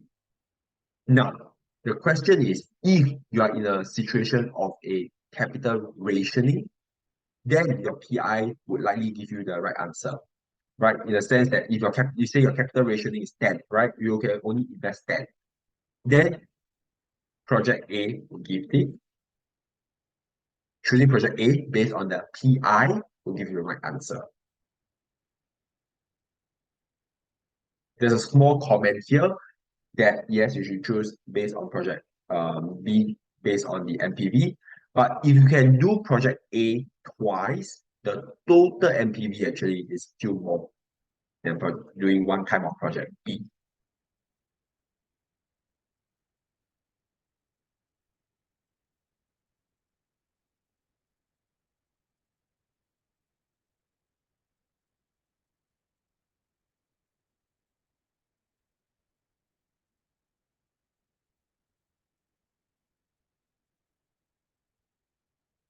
Okay. So capital budgeting, again, the comments MPV is the dominant rule. Sir, People use sorry, MPV. could I, sorry to interrupt. No, just wondering, right? No, no I problem. still can't Okay. exactly understand when would we use PI, because it looks like NPV is, you are saying, the best in almost all situations, right? Unless you are Yes. limited by capital. Yes. But then again, if I'm limited by capital in this particular case, if it's 10 million or let's say Mhm. 15 million, then I there's no option of B at all because I need 20 million, right? So I'm Yes. left with one just one choice anyway. But if it is a situation where you do have sufficient capital, then do I then necessarily just always choose the higher NPV? And if I'm limited, as long as the PI is positive or more than one, that means it's profitable, and I can choose that. Is that how we would break it Um, down? okay, so if let's say it's unlimited capital and it's a mutually exclusive project, right? So you don't even need care about PI at all. You just don't care about PI, just look at MPV, right?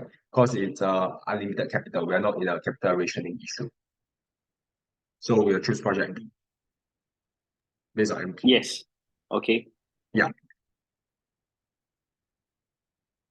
And then if it's a capital rationing issue, you are right to say that if the capital rationing is 10, let's just say 10, then project B is very out of the question because you can't even invest 20, right? So the only solution is project A. Yeah. So that's why in a mutually exclusive project, the PI actually is not very useful. But what is useful is that when there are like three scenarios, right? Like the two other examples where there's three different choices of projects. Yes, okay. But Then when is there a yeah. possibility where you can, if let's say you're limited, is there a way you can actually answer? Just like you know that they have an option where you can do project A twice. Is there an option to Yeah. say that I will do a partial project of B? That you can't do anything partial, right? Just because it's Uh, MPV. yeah. So you can't really do so try to think of it like in a real life situation, right? Let's say you are launching a new car in the market. you can't really launch a personal car, right? So remember, all these projects that we're talking about is like things that like launching a new product, going to a new market, maybe a new subsidiary in Thailand or something. So it's like real like when we think about this kind of project, it's like really doing something like a big project, a long-term project. So it's very hard to say, oh, I do partial. Maybe it's possible you say, oh, we reduce the initial cash outflow, so reduce it by half, and then the cash inflow for the project also reduce by half, something like that. This is possible, and that would be like the next, like after discussing the tools, that is the next step where we actually determine the cash flow. So maybe we can adjust the cash flows so that it impacts the, let's say, the PI or NPV accordingly. Okay, noted. Thank you. All right, most welcome. So yeah, so short answer to that question, you can't really do partial projects, but what you can do is you can adjust the cash flows. And then to be able to adjust the cash flow, you need to determine the cash flows as well. How to determine the cash flows? So that's what we're going to cover next. How do you determine the cash flows so that we can adjust it?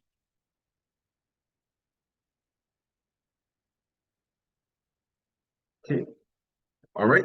So I think now it's a let me just have a look. Okay, so I'll just leave this quick piece to you for you to do by yourself, as well as self-review questions. So I think it's a good time we take a break now. Let's take another 7 minutes break. We'll come back and we'll talk about the cash flows, right? So there's I think Raja made a very good question to kind of segue us to the next part of today's lecture, which is how do we determine the cash flows? And let's say we are we able to adjust the cash flows so that we can get a more positive outcome in terms of like PI or in terms of NPV or IRR, right? So that's what we're going to cover next. So let's take a break and we'll come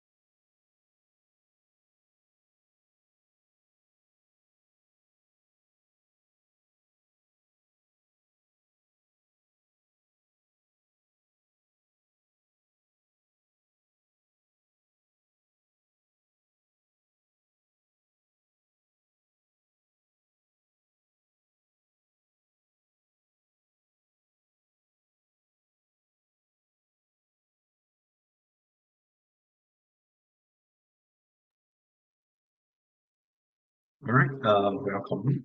We're a short break. We get some tea or coffee. I got some tea.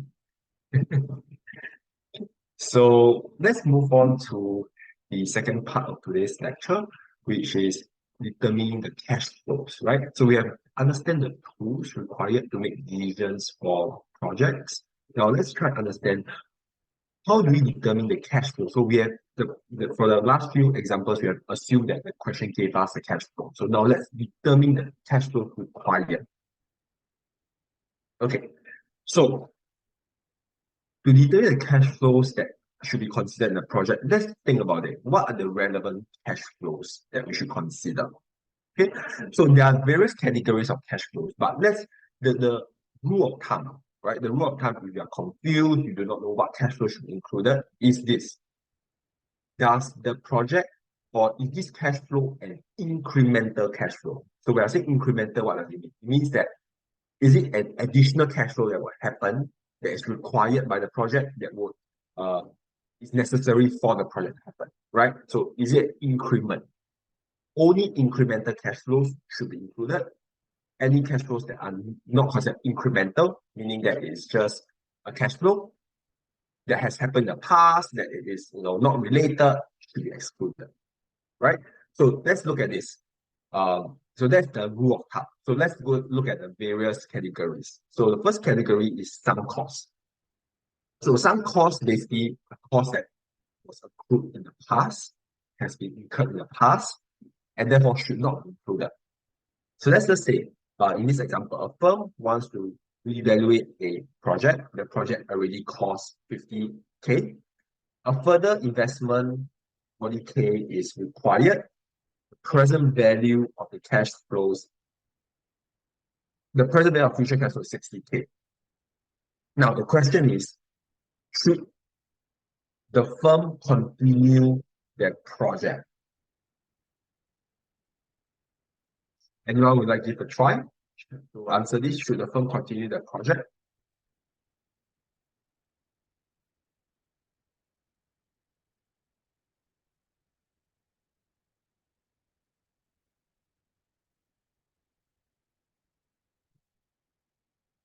So we have a situation where the project already costs 50K.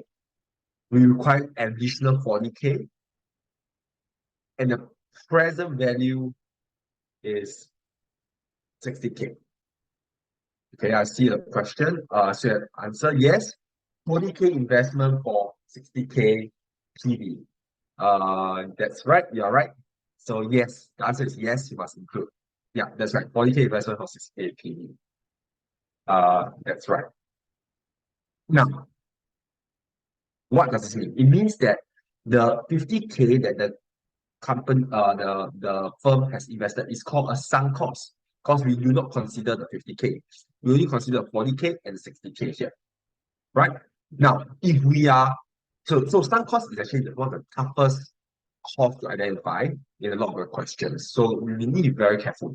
So if we have considered the sunk cost, then the total initial cost is 110, right? So it's 50 plus, sorry, 110, 90. So if you consider the initial sunk cost, the 90 versus 60 kind of means that we shouldn't accept the project. But in this case, 50 is the sunk cost, so we only consider 40, and that's why we accept the project at initial investment of 40 plus a future cash flow of 60. So yes, we should accept. Any question on sunk cost? For sunk cost is actually one of the toughest. We have two more examples to illustrate this sunk cost. Okay. Opportunity cost. So the cost that we would incur by foregoing a option, right? So opportunity. So we have an example here. A firm owns a land.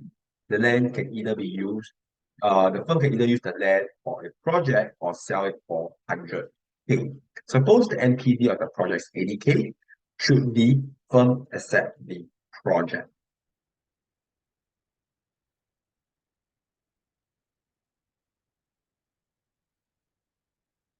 So should the firm accept the project and why? Anyone like to give a try?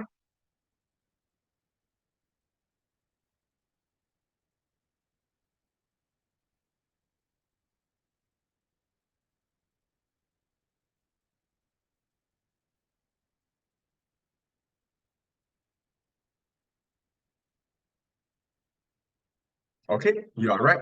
So the opportunity cost of selling the land is 100K, right? And the project is only giving you 80K. So yes, you should not accept the project. So no, you not accept the project because of that reasons. So there is some yes and no. There's and yes here. So yes, why means that this cost is relevant. No means the cost is not relevant in determining um whether you should accept or reject the project. So besides the two, we have some other site or erosion cost, which really is a relevant cost to consider. And there's an example here, right? What is this site effect or erosion effect? So a new project will generate a cash flow of 10 million a year. However, the introduction of a new project or a new product will reduce the cash flow of existing project by 4 million. What is the cash flow? What is the cash flow we should use to evaluate the new project?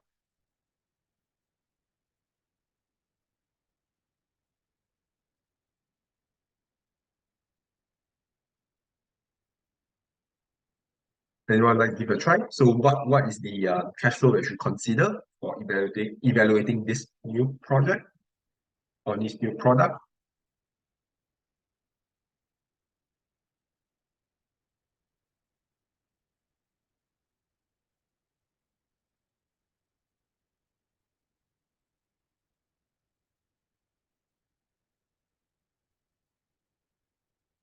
It is 6 million. Thank you. That's right. So 10 minus 4 million, right? You're right. Because it will reduce the existing project by 4 million. So yeah, 6 million. You're right. So these are erosion costs. Net working capital, this must be included as a relevant cash flow. And recall that working capital is CA minus CL.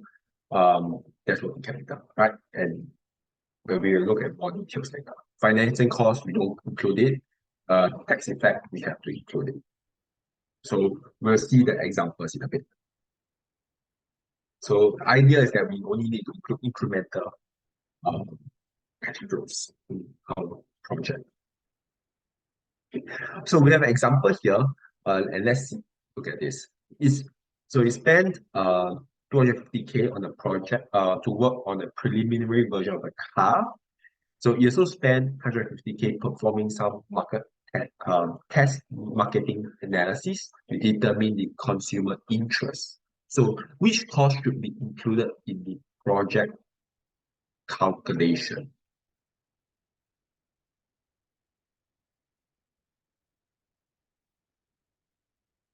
Anyone want to give a try? Should we include which cost should we include?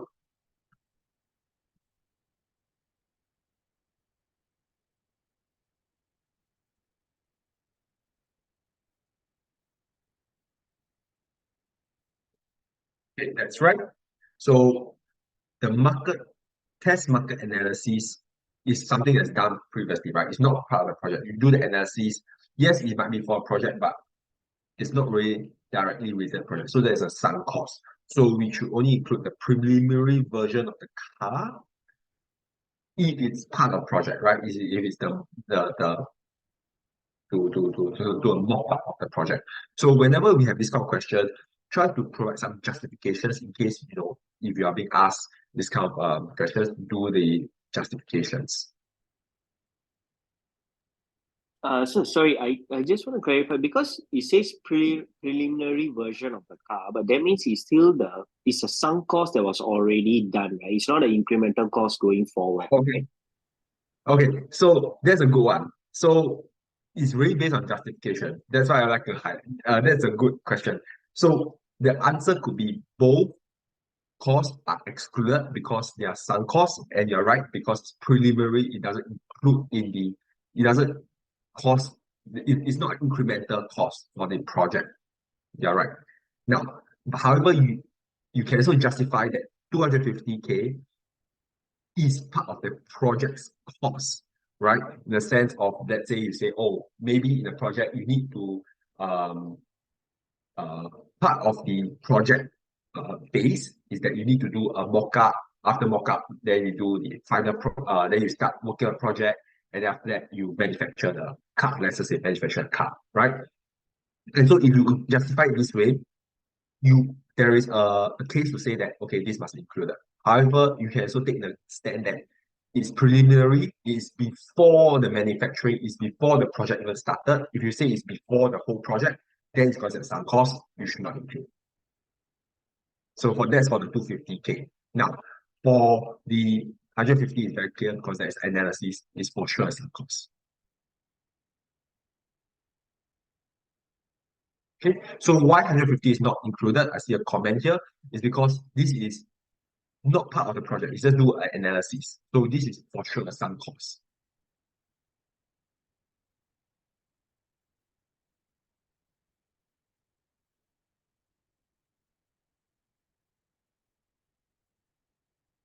Okay. So for this kind of question, the justification is important and you need to substantiate your case as to how you actually see the cost to be, right? So yeah, that's an important part.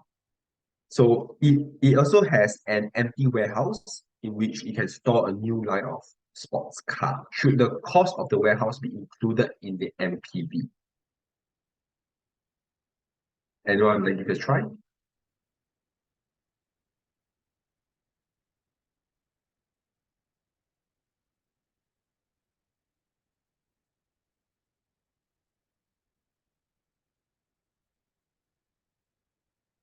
Or should the cost of the warehouse be included?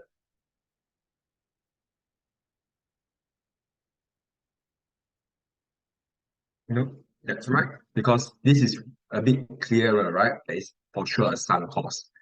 That the cost should not be included at all.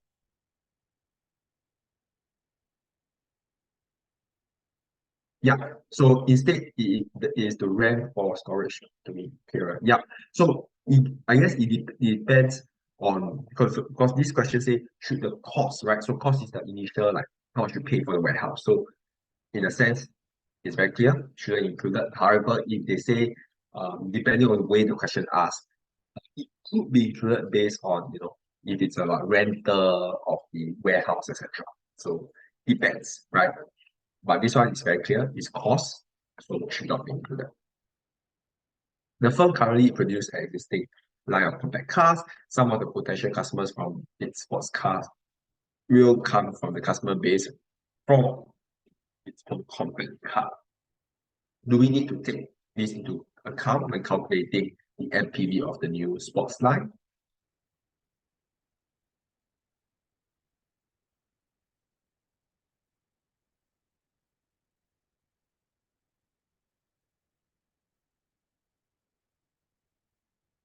So do we need to include this?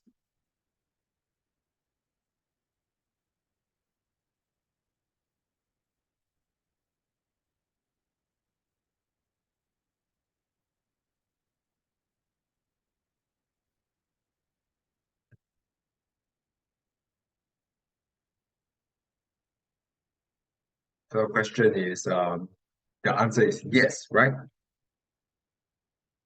Because there's some erosion costs, right? Because some of the potential customers for a sports car will come from existing customer base of its compact car. So yeah, we need to consider erosion costs.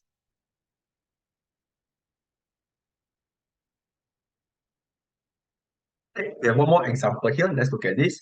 So a company sets up a new manufacturing plant in South Park. The company bought some land 6 years ago.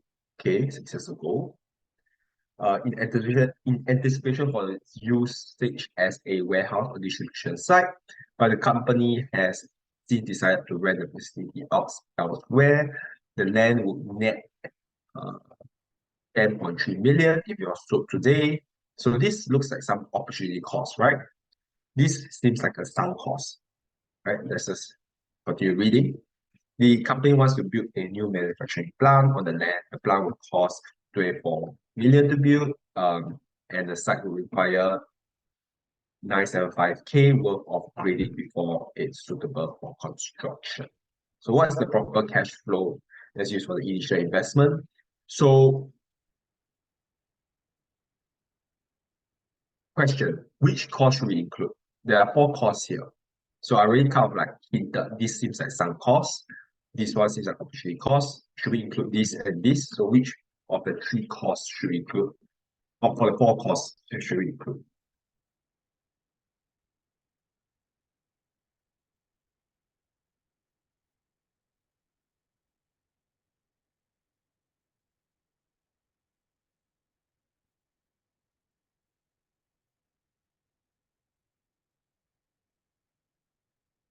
Anyone would like to give this a try? Which of the four costs should be included?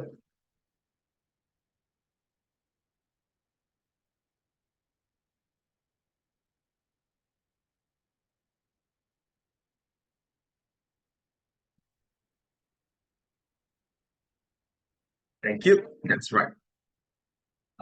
So it's the three of them. So it's 24 million, 10.3 million, and 975. Okay. And the reason why is that, okay, so there's a bit of confusion. Some people say middle two, right? So the reason why is that the cost to build the plant and the grading required is part of the incremental cash flow that's required, right? And this is part of opportunity cost. So these two are incremental cash flows, right? So there are three costs that must be included as detailed here. Sorry, as shown here.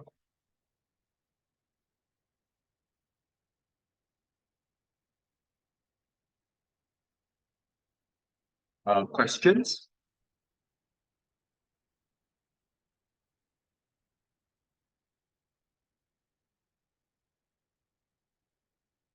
All right. So let's move on to so now we're determining the cost thing, right? The more like sunk cost, opportunity cost. Now let's really go into the cash flows. We have actually seen this before in lecture one, the CFFA. So I'll not be going through this again. However, we need to use this formula of CFFA to determine the cash flows. We will go into detail in this one, this, and this in today's lecture, right? So in case you can't forgotten about the CFFA,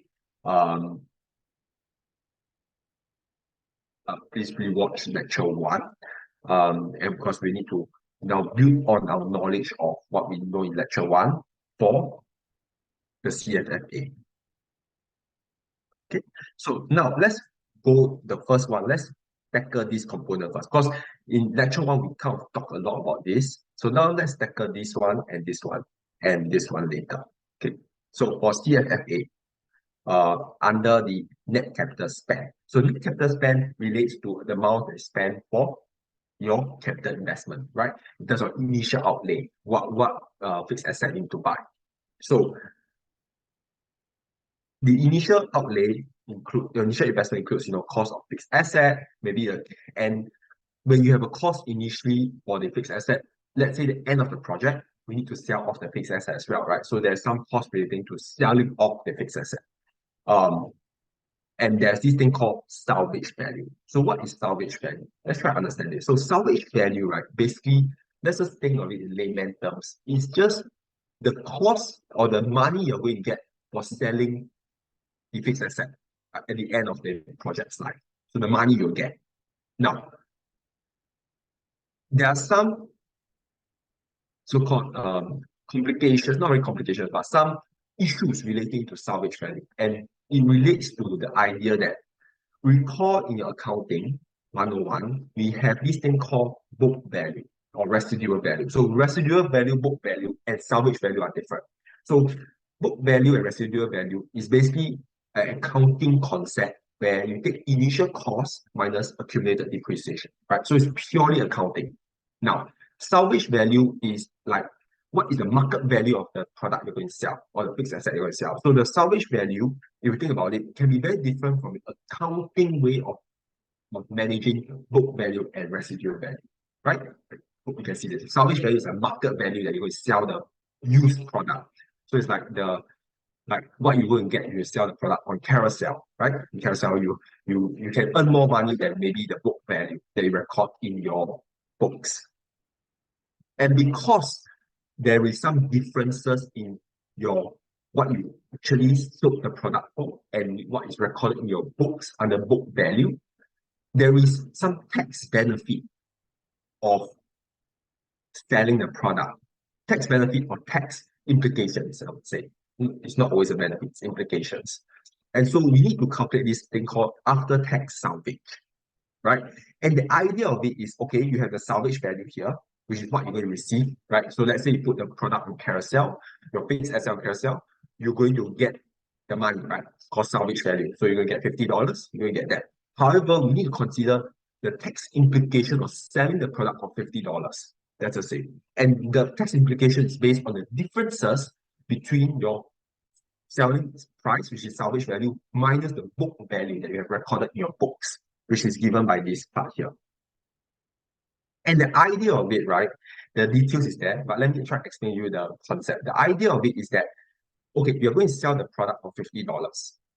Now, if your book value is less, let's say your product is only worth $40 in your books based on counting concept, but you sold it for $50, you have made a profit of $10, right?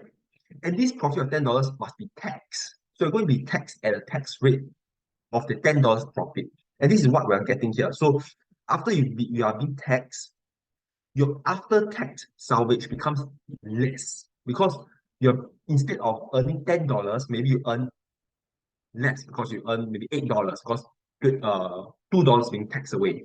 And so your after-tax salvage becomes less, right? So that's why it's a minus here, right? Minus. Now, on the flip side, what happens if your salvage value is lesser? Let's say you sold the product for $50, but the book value of the product is actually $70, right? So you actually sold it for a loss. You see, there's a loss, and so there's a tax implication. You get a tax rebate on the loss of $20 that you have made, and so your after-tax salvage becomes even more than what you have actually sold. So remember, you have sold your products for $50, but you have a tax rebate of $20 times the tax rate. So your after-tax salvage on a rebate situation will be more than your initial selling price based on salvage value because of the loss. And we have two good examples to show you the dynamics of it. But at this point in time, do we have any questions regarding the conceptual understanding of this salvage value?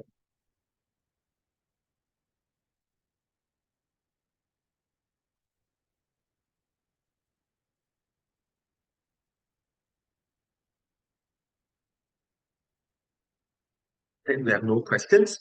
All right, so let's look at this example here to try to explain to us this concept of a rebate or an additional tax. Okay, so we have a project here that requires an initial investment of 1000K. The equipment, the project lasts 5 years. Suppose at the end of 5 years, the equipment can be sold for 500K. This is the salvage value. Okay. The book value of the equipment is 300K. Tax rate is 40%. So we know that at the initial year zero, we will incur 1000K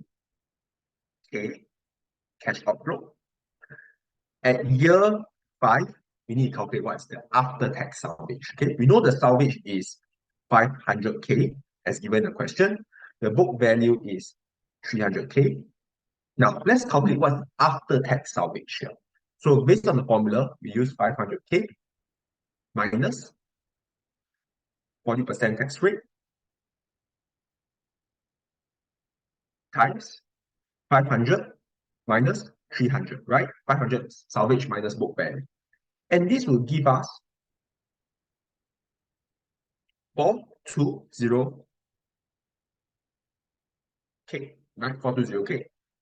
And this makes sense, right? Can you see that the book value is 300? You sold for 500, you have made a profit of 200, and you're going to be taxed for the 200. And that's why your after-tax salvage is less. So this makes sense, right? So on year 5, you're going to get only 420 and not 500 because you have to pay tax on the $200 that you have just earned.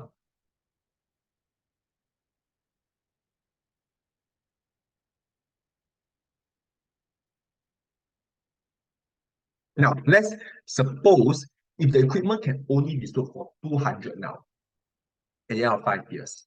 Okay, so let's calculate. We know that the salvage is 200 now, right? But your book value is 300. Okay, let's calculate the after-tax salvage.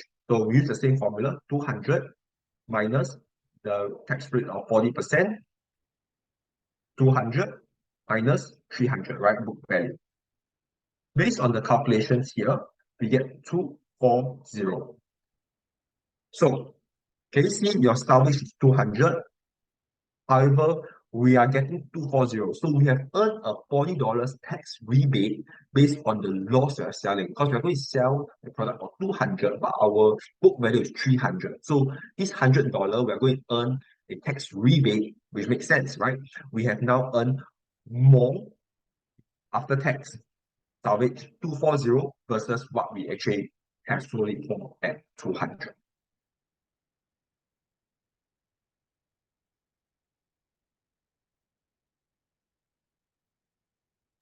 So just to clarify, This, right? yeah. The earnings is essentially $40, I guess, right? Like I mean your total you get back is 240 after selling it. Am I right to say that? Or would it be 200 plus 240?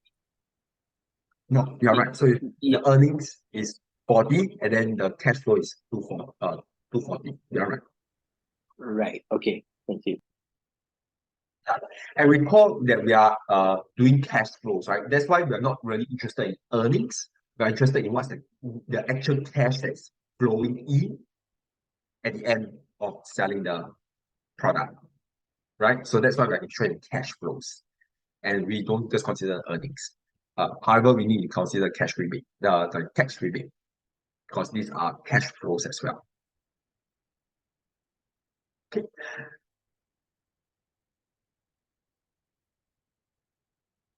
So a small comment here, a bit of a small recap as well. There's we know that depreciation is non-cash.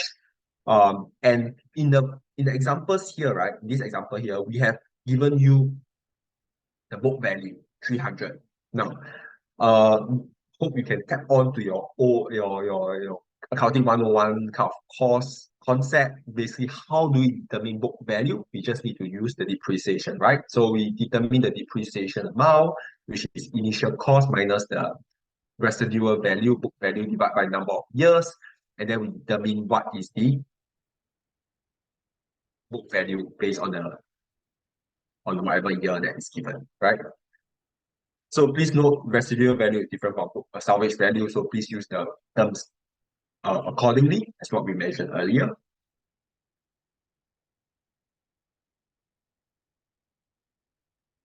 Okay, so this is a good example here.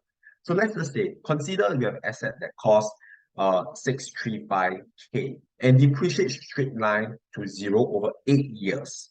The asset will be used in a 5-year project. At the end of the 5 year, the asset will be sold for 125K. Can you see immediately now that there's a mismatch, right, in terms of the asset life in the project?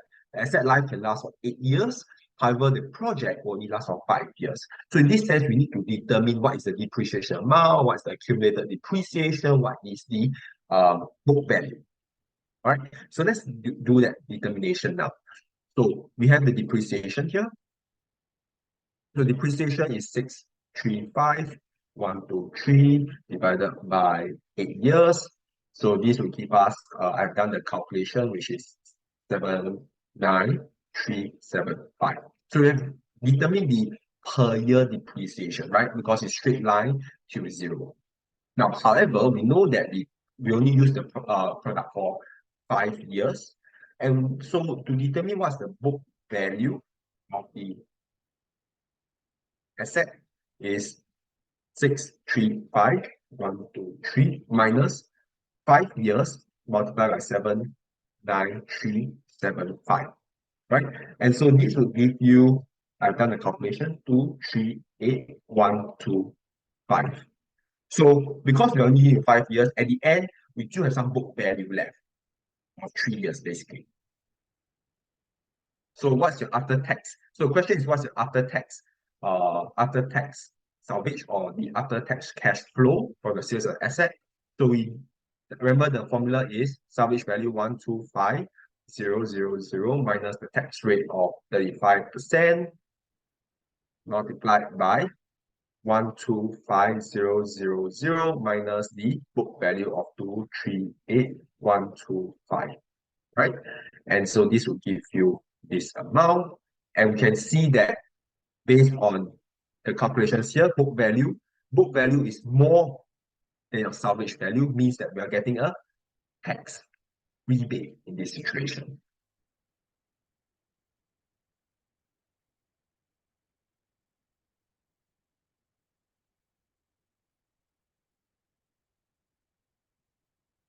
So, just to add, right? That means when you say tax rebate, if the question asks what is the tax rebate, so a tax rebate would be 164,594. Would I be right to say that? No. So if the question asks what is tax rebate, then you must take 164,594 minus 125,000. Because that's Okay, the yes, yeah. additional amount caused by the Yeah, rebate. Yes. right. That's what I meant by just now the earnings and the exact rebate. So the rebate you still have to minus away the cost of I mean whatever your selling price is. Yes, that's right. Yeah, Right. you're right. Okay.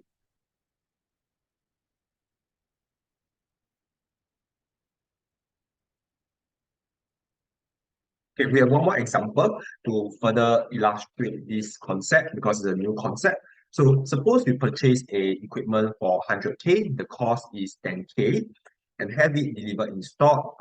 Based on the past information, we believe that you can sell the equipment for 17K when it's done with it in 6 years. The company's marginal tax is 40%. What is the depreciation expense each year and after tax cash flow in year 6? Right? Suppose the appropriate depreciation schedule is a straight line, depreciation of equipment to 17K in 6 years. So let's calculate what is the um, appropriate amount first, right? So the appropriate amount for your equipment, the cost of equipment, I think we can see clear away that it is a combination of 100K plus 10K because the cost of delivery installment is actually part of your total cost for the fixed asset. So you need to add 100K plus 10K. This is important. We need to add 100K plus 10K. So if we do this, we have 110K. Depreciation expense, let's say we see that we believe that the equipment can be sold for this straight line. Okay, so they say that the book value at the end of the 6 years is 17K. So minus 17K, calculate depreciation divided by depreciation of for 6 years. Right. So the question say that it will be depreciated to 17K in 6 years. So 17K, which is here, this 17K here is the book value, right, at the end of the 6 years. So based on the formula for depreciation, we do this. So what is the book value in 6 years? Is actually given the question, which is 17K. Now, the question is, what is the after-tax salvage? So I'm just going to write the answer or the kind of working for after-tax salvage here. So after-tax salvage is what is the salvage value? So you know that the salvage is 17K. So 17K minus 40%. Is it 40%? Let me just see. Yes, 40%.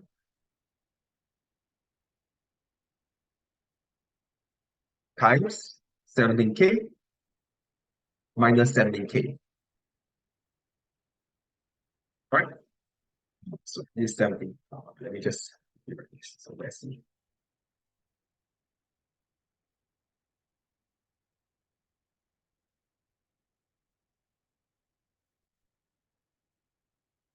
Oh, yes, you're right. Thank you for the comments. Yeah, thank you. So in this sense, right, the salvage value and your book value are the same. Okay, you see both are 17K. So this example is showing that if your book value and salvage value are the same, you still can use the salvage value formula. However, no, there's no tax rebate or tax implication. Can you see? There's nothing here. But 70K minus 70K is zero. It just disappears. So your basically your salvage value becomes after tax salvage is a 70K.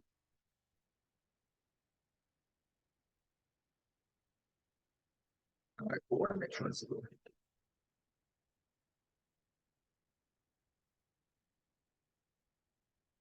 In book value, okay, because the question says you can sell the equipment for 17K.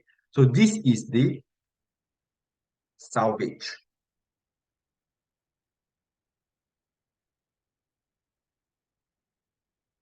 This is the salvage value, right?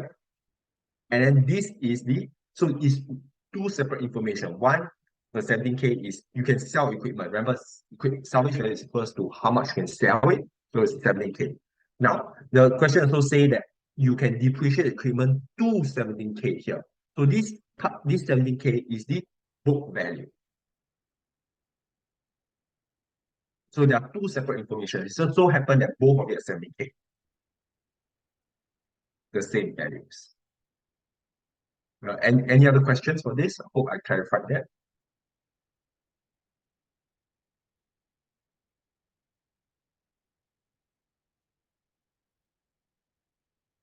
So please read the question very carefully when you because sometimes this kind of question can be very lengthy. So please read it carefully. What is the information relating to, right? So in this case, as I mentioned, selling the equipment for 17K, this is salvage.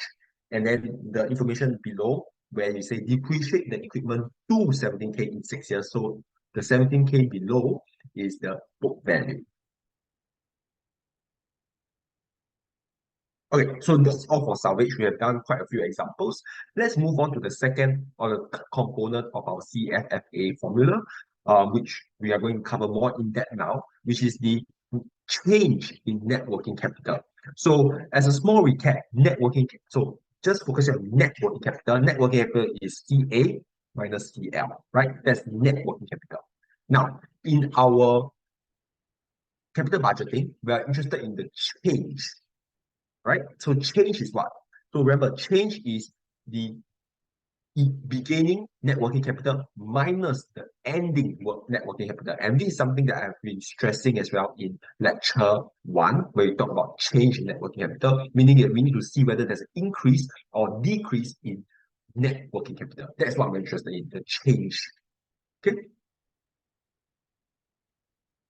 So change, put a star here, and not the level of net working capital. Let me put another star here. It's very important because this is the part where, if you make a mistake, unfortunately, for this kind of question, right, because you're doing the cash flows, if you make a mistake in cash flows, you might actually impact your calculation of MPV, IRR, and impact even your answering of the qualitative questions after that. So I want to be very careful or stress to you that you need to be very, very careful in the cash flow calculations because it might actually impact the rest of your answers. And there's a limit to the amount of error carry forward as well, right? So yes, you can get error carry forward for your NPV calculations, your IRR calculations. However, if there is a qualitative component after that, you will not get error carry forward based on qualitative answers. So there's a limit to error carry forward. So I want to stress the importance of making sure that your cash flows are calculated correctly. So you make the right comments.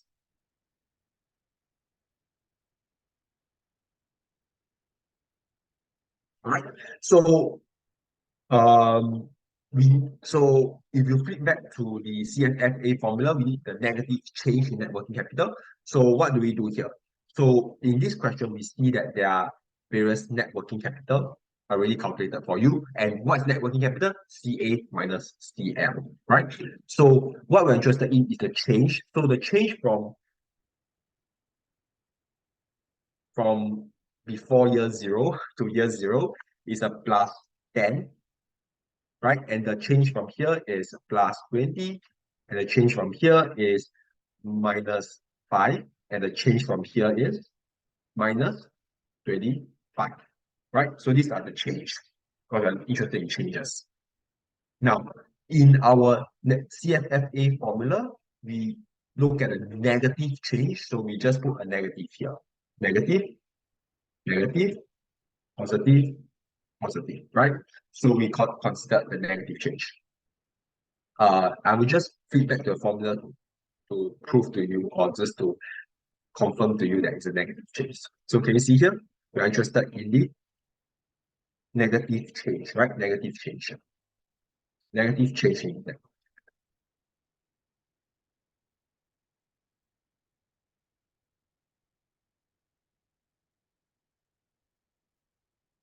Okay. A comment that I want to highlight here is this. If I add up all these negative change in net working capital, do you notice that this equals to 0? And this is a definite case, like it must be equals to 0. Okay, I want to repeat again. Your total negative change in net working capital must be equal to 0, because we have this concept called recovery. So we have a recovery of net working capital, meaning what? So in this case, I mean, there's no background, but the idea is that this project is 3 years, right? So there's no background information, but just looking at the numbers, we know that project is for 3 years, and the project closed after that. So any working capital that is left after the 3 years must be sold off, it must be liquidated, right? Remember, working capital is basically what is required, a capital required for day-to-day operations. So if the project lasts 3 years, after 3 years, it has to be liquidated. So if they're all liquidated after the 3 years, the aggregate of the 3 years of net working capital on 3 years of negative change in negative change in net working capital must be all 0. So this is a recovery, and it's an assumption that you need to know. So I put a star here, meaning sometimes there will be questions where they don't say what is this value here. They don't give you this. They assume that you need to do a recovery of the net working capital. Okay, and we have an example to show you in just a bit, to show you that the question is silent about the recovery, but you need to know the recovery happens. So this is a trick in a lot of the questions where they want to differentiate, or they want to, I guess, try to test you whether you really understand the concept. So they would just ignore the information, and if you don't put that recovery, your answer will be wrong.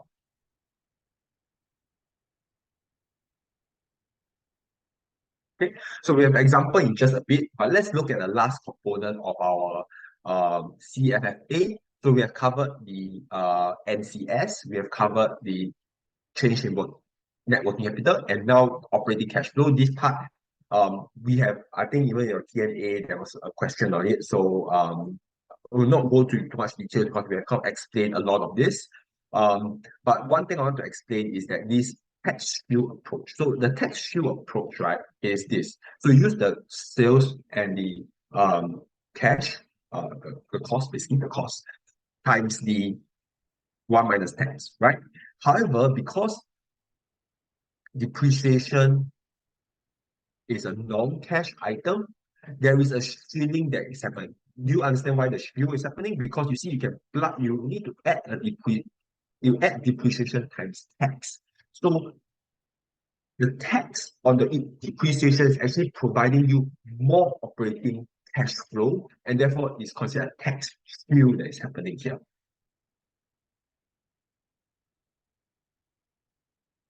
Right. So the thing is, there are various methods to calculate operating cash flow, and the way to calculate it really depends on the information provided in the question. Okay.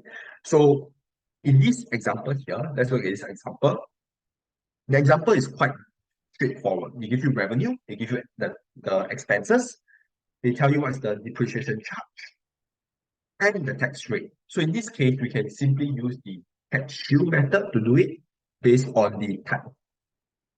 It's happening again. Okay. Based on the type of information provided, minus 600. Yeah. Let's try to paste this.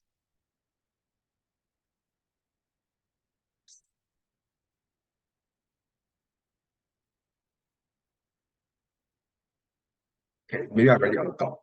So we have 1000 minus 600, right? And using a tax shield method, 1 minus 35% plus the depreciation of 200 times the tax amount of 35%. So we have gotten a tax shield. So given the information in this question, this makes sense, right? Now let's look at another example here. So in this sense, we have consider a 3-year expansion project. It requires an initial fixed asset investment of 1860K. The fixed asset will be depreciated straight line to zero over the 3 years until it's worthless. The project is estimated to generate 1950K annually with a cost of 1060K. So let's calculate what's the depreciation first. Let's do the depreciation. Okay, so before we do that, there's a very common kind of error that happens here. So in this question, a lot of people treat this has annual sales as operating cash flow. This is not the case. I put a big cross here. This is not the case. Your annual sales is not equals operating cash flow. You still need to do the operating cash flow calculation. And in this case, it seems like using the tax shield method might be the best option because of the type of information provided to you. Okay, so I repeat again, annual sales is not equal operating cash flow. Because sometimes there's too much information, this type of question, it becomes very convoluted and you just assume, okay, sales is equal operating cash flow, but it's not. We need to calculate it. So let's do the calculation. So we have the depreciation here. What's the depreciation amount? We know that depreciation is 186013 divided by 3 years. We get 620000. Why we calculate depreciation? Because we are using the tax shield method. So we know that under the tax shield method, we need to calculate depreciation. So operating cash flow equals to 1950, okay, minus 1060. I'm just removing the last 3 zeros here. And we know that it's at tax at 35% minus your depreciation, right? To 620 times 35%. Right? So this is your working for operating cash flow. And we have received a tax shield here on your depreciation.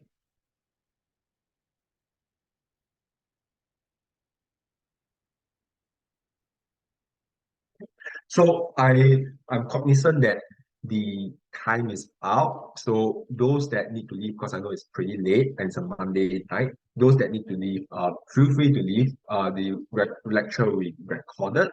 And you can watch the recording, the last, I would say 15 minutes of the recording. However, those that like to stay, you can continue to stay. And we'll carry on because I like to finish up this module. This lecture for today. Okay. So in summary, what have we done so far? So we have 3 steps. You need to calculate what is the cash flow from investment, the NCS. We need to calculate the negative change in net working capital, and don't forget recovery of net working capital. And last but not least, we need to calculate the cash flow from operations, which we have done. In particular, we have highlighted the tax shield method because this is something that is a bit newer. It's not really explained in detail in the first lecture. So we have this sharp project. So this sharp project has given you quite a bit of information here. Let's have a look. They tell you the estimated sales in cans, the sales price per can, the cost per can, the estimated life 3 years, the fixed cost of this. So once you see so many information, right, straight away you should know that okay, this is this we should maybe not use the tax shield method because there's quite a lot of information and the tax shield is quite basic, right? They also give you the initial equipment cost, depreciation over 3 years, 100% depreciation. Uh, Investment in net working capital. So this is given here. So this small little comment here is not usually not given, but this is the part where I say there must be a recovery, and we'll look at it in the workings, right? So this is not given, and they come assume that you need to know that a recovery will definitely happen, right? The tax rate is given here, cost of capital is given here. All right. So in this case, we will not use the tax shield method. We will just create a pro forma income statement by inputting the various figures. So we know that we're going to sell 50K at $4 per unit given here. The question gave us so I'm not going to flip over, but you can have a look at the question. But it has given us the variable cost of 2.5. So we take 2.5 times so 50K units. We can calculate the gross profit. We know that the question gave us a fixed cost of 12K, regardless of the amount of units spent. We know that there will be a fixed cost. Depreciation is 3 years to zero. So we just consider depreciation amount. We can consider EBIT and the tax and net income. Now, since we have come up with the pro forma, what we can do is we use the simplest method. The simplest method is just use the net income plus depreciation formula, and it will give us 51780. Okay, because we have already calculated net income, we just add back the non-cash of 30K, and that's the answer. So I would highly discourage you from doing a tax shield method, even though I've written it down below for you. But because there are so many variable costs, there is a fixed cost and depreciation. So I highly encourage to do a pro forma method, meaning you create the income statement. Okay, so having calculated the operating cash flow, again, I'll repeat that. Please be careful. The operating cash flow is not equal to sales. Cash flow is not equal to net income, right? Sometimes you might get confused and then you forget the last step to calculate operating cash flow. So operating cash flow is based on the formula provided to you. And in this case, we have used the net income plus depreciation formula. So let's plot out the operating cash flows here. So we have calculated operating cash flow at 51780. Yes. Yeah, EBIT minus tax. On this comment, I want to highlight that EBIT times 1 minus tax. So this formula of 1 minus tax, the tax is a tax rate. I think I received some queries or a bit of confusion. What's the tax? Is it tax expense? Is it tax rate? So 1 minus tax is tax rate. So EBIT minus 1 minus tax rate. Yes, it should work. All right. So we have put in the operating cash flows here as we calculated. Now, change in net working capital. Remember, we are using a negative change, right? So in year 0, there is a requirement. I'm just going to flip back because this is important. We have a initial investment of net working capital of 20K, right? So the initial investment of 20K means that a change in net working capital is positive 20K, right? But we need a negative change, right? So this one is a negative change in net working capital. So it's a negative 20K. Now, this 20K at the end of the project is a recovery that is assumed that you need to know. It's not given in the question, but it is assumed that you need to know. So you need to do a recovery here. Okay.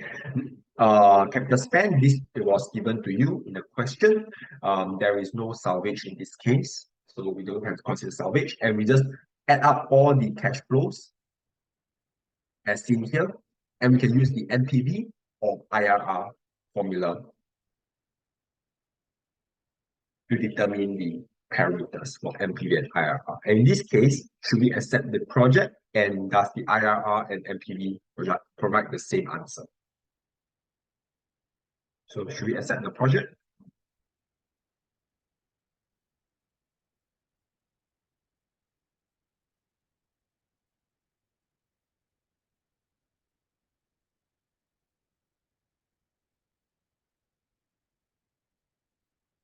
Yes. Yeah, parent asset. And does the IRR and NPV provides the same decisions?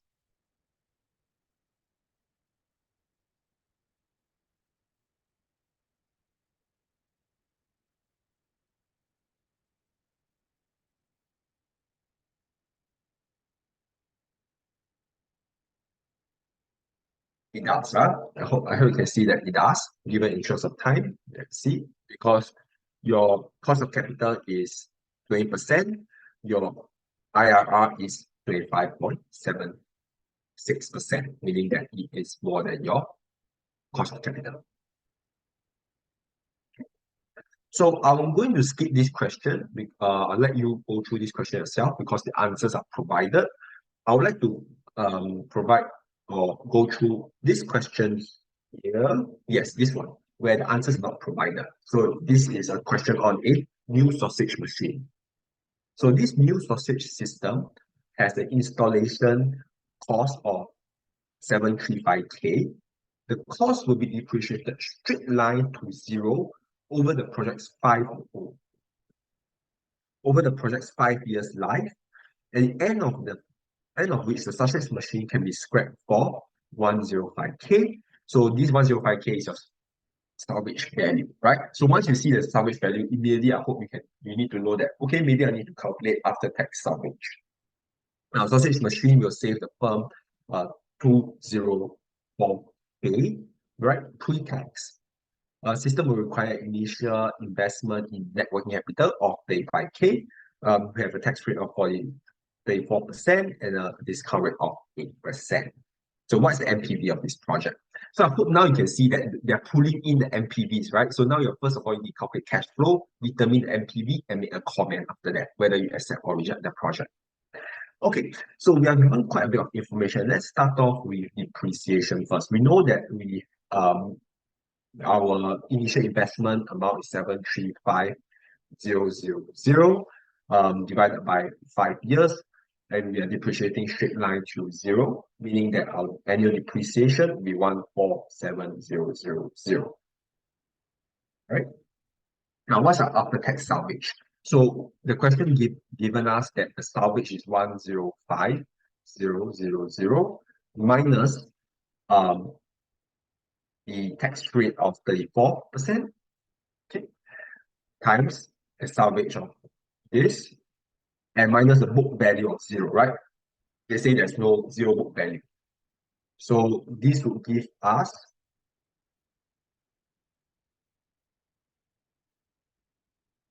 so I've calculated 693,000. This one, because there's no book value. Now let's use because the question comments or the answer the question is quite simple in terms of operating cash flow component. Let's just do let's do the tax shielding method because that's very fast. Times 1 minus 34%. Why do we not consider the operating cash flow? Because this situation is about wait, I tell this one zero here. Okay, because this question is about having a new sausage machine, which means that we are thinking about cost savings, right? So there's no sales per se, but you're actually saving costs. So there's no sales minus cost, it's just the cost component plus the depreciation scale that we get 147,000 times 34%. This would give us, let me just write it here, 184,620.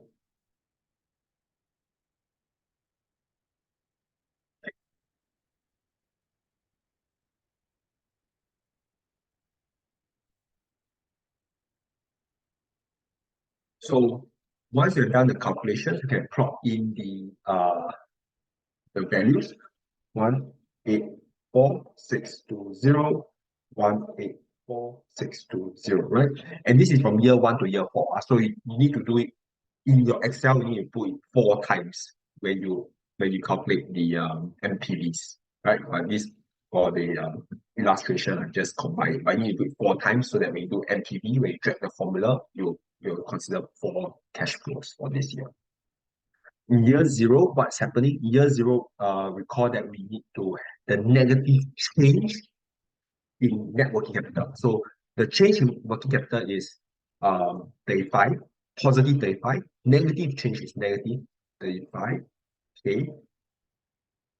And without even telling us, we know that we have to do a recovery at year 5 of 35K, right? So that the aggregate here is 0.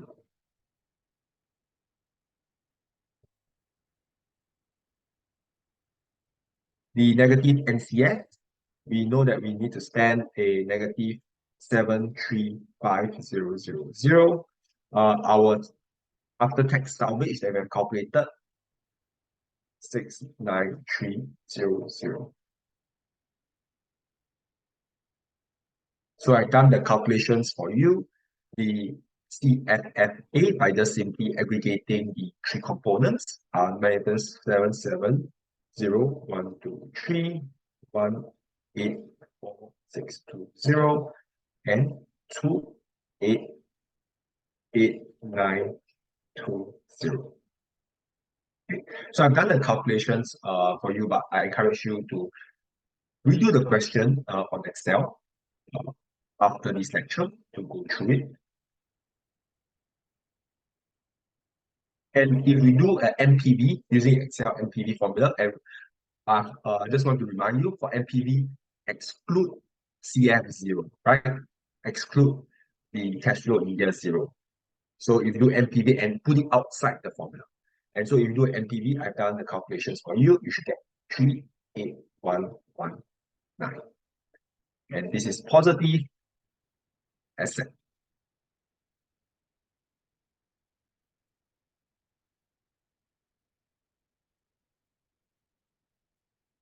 So this example is a very good example of how you might be tested in like your finals, where you are given a full question first to ask you to calculate the cash flows, then after that to use the cash flows to calculate or determine MPV, and then after that make a comment whether you should accept or reject the project. Usually the last component of the question will be ask you to comment something about MPV. Maybe they ask you to complete IRR, and then they ask you to perhaps do a comment between the differences in answers, etc. So this is a very typical way of asking doing these kind of questions. So I'll just pause here. Any questions?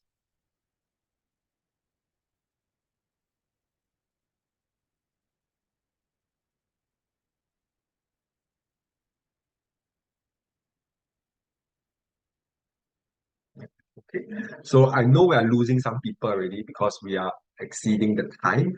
The last part is just a more qualitative part. So there's not really a lot of calculations. There is a bit of calculations, but it's just for illustration purpose, right? So the last part of today's lecture, just a short part, very small part, is that there is this idea of sensitivity analysis and scenario analysis, right? So the thing is, MPV is an estimate, but are we able to estimate what scenario would give us what type of MPV? Scenario meaning a base case, aggressive case, or like a recession case, right? So let's think about the scenario analysis first. So scenario analysis will give you various MPVs, right? The MPV for worst case, MPV for best case, base case, and MPV for best case. And so this is just an example to show you the scenario analysis where the base case, maybe you sell this amount of units, the lower case you sell this amount, upper case you sell this amount, right? So there are different amounts that you are selling. So the idea, so this is just just illustrations. Yeah, just for illustration purpose, right? These are all the figures calculated for base case, worst case, and best case. So the idea is that, okay, we have various cases. Are we able to determine the NPV for each case? And then based on the probability of each case happening, we can determine the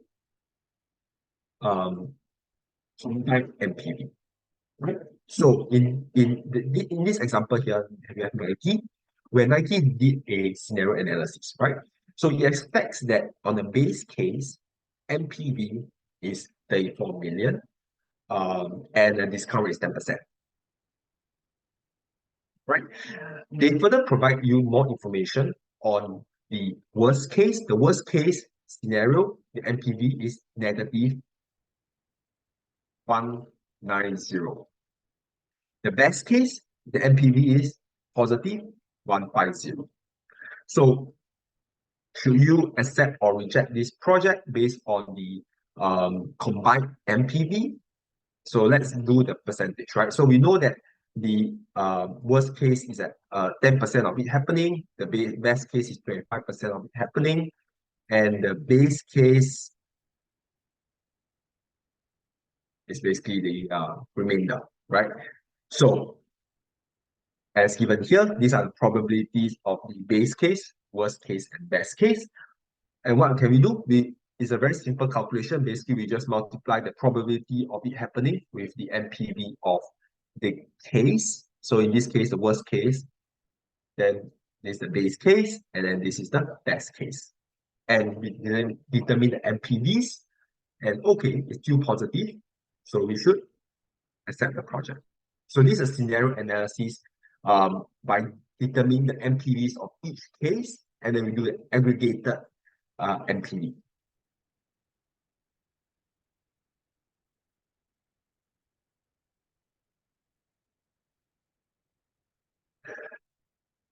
So there's some comments about scenario analysis. I'll leave it for you to read. If you have any questions, can reach out to me. But it's just some comments. Why is it not so good? All the bad values occur together.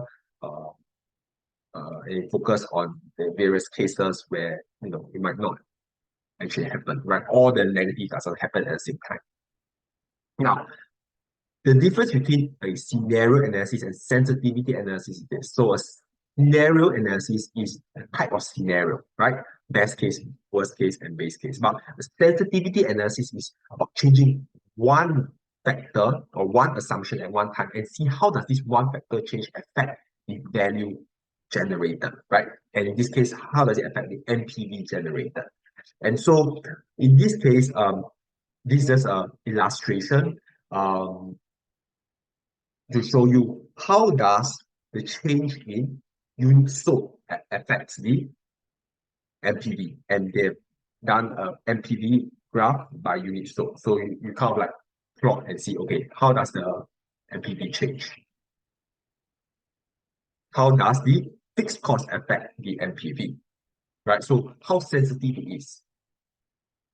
And so this part is just more of the commentaries, NPVs, sensitivity analysis kind of provide you a single line item adjustment that affects your NPV. However, sometimes the risks are being aggregated, right?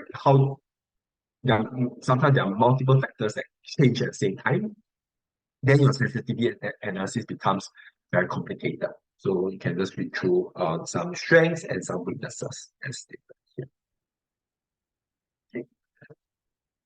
So last comment is just some disadvantages and advantages of scenario and sensitivity analysis. Neither of it provides a digital rule. This is important. It ignores the idea of diversification, as we talked about this in the last lecture, where if you diversify your risk or your projects, or you have multiple projects, then there could be some diversification happening here. Okay, so I know we have exceeded the time. I thank you for those that are able to stay. That's all we have for today's lecture. Hopefully it's not too quick. And if you have any questions as you review the slides again, do not hesitate, reach out to me. Usually I reply emails pretty fast. Okay, let me just pause the recording.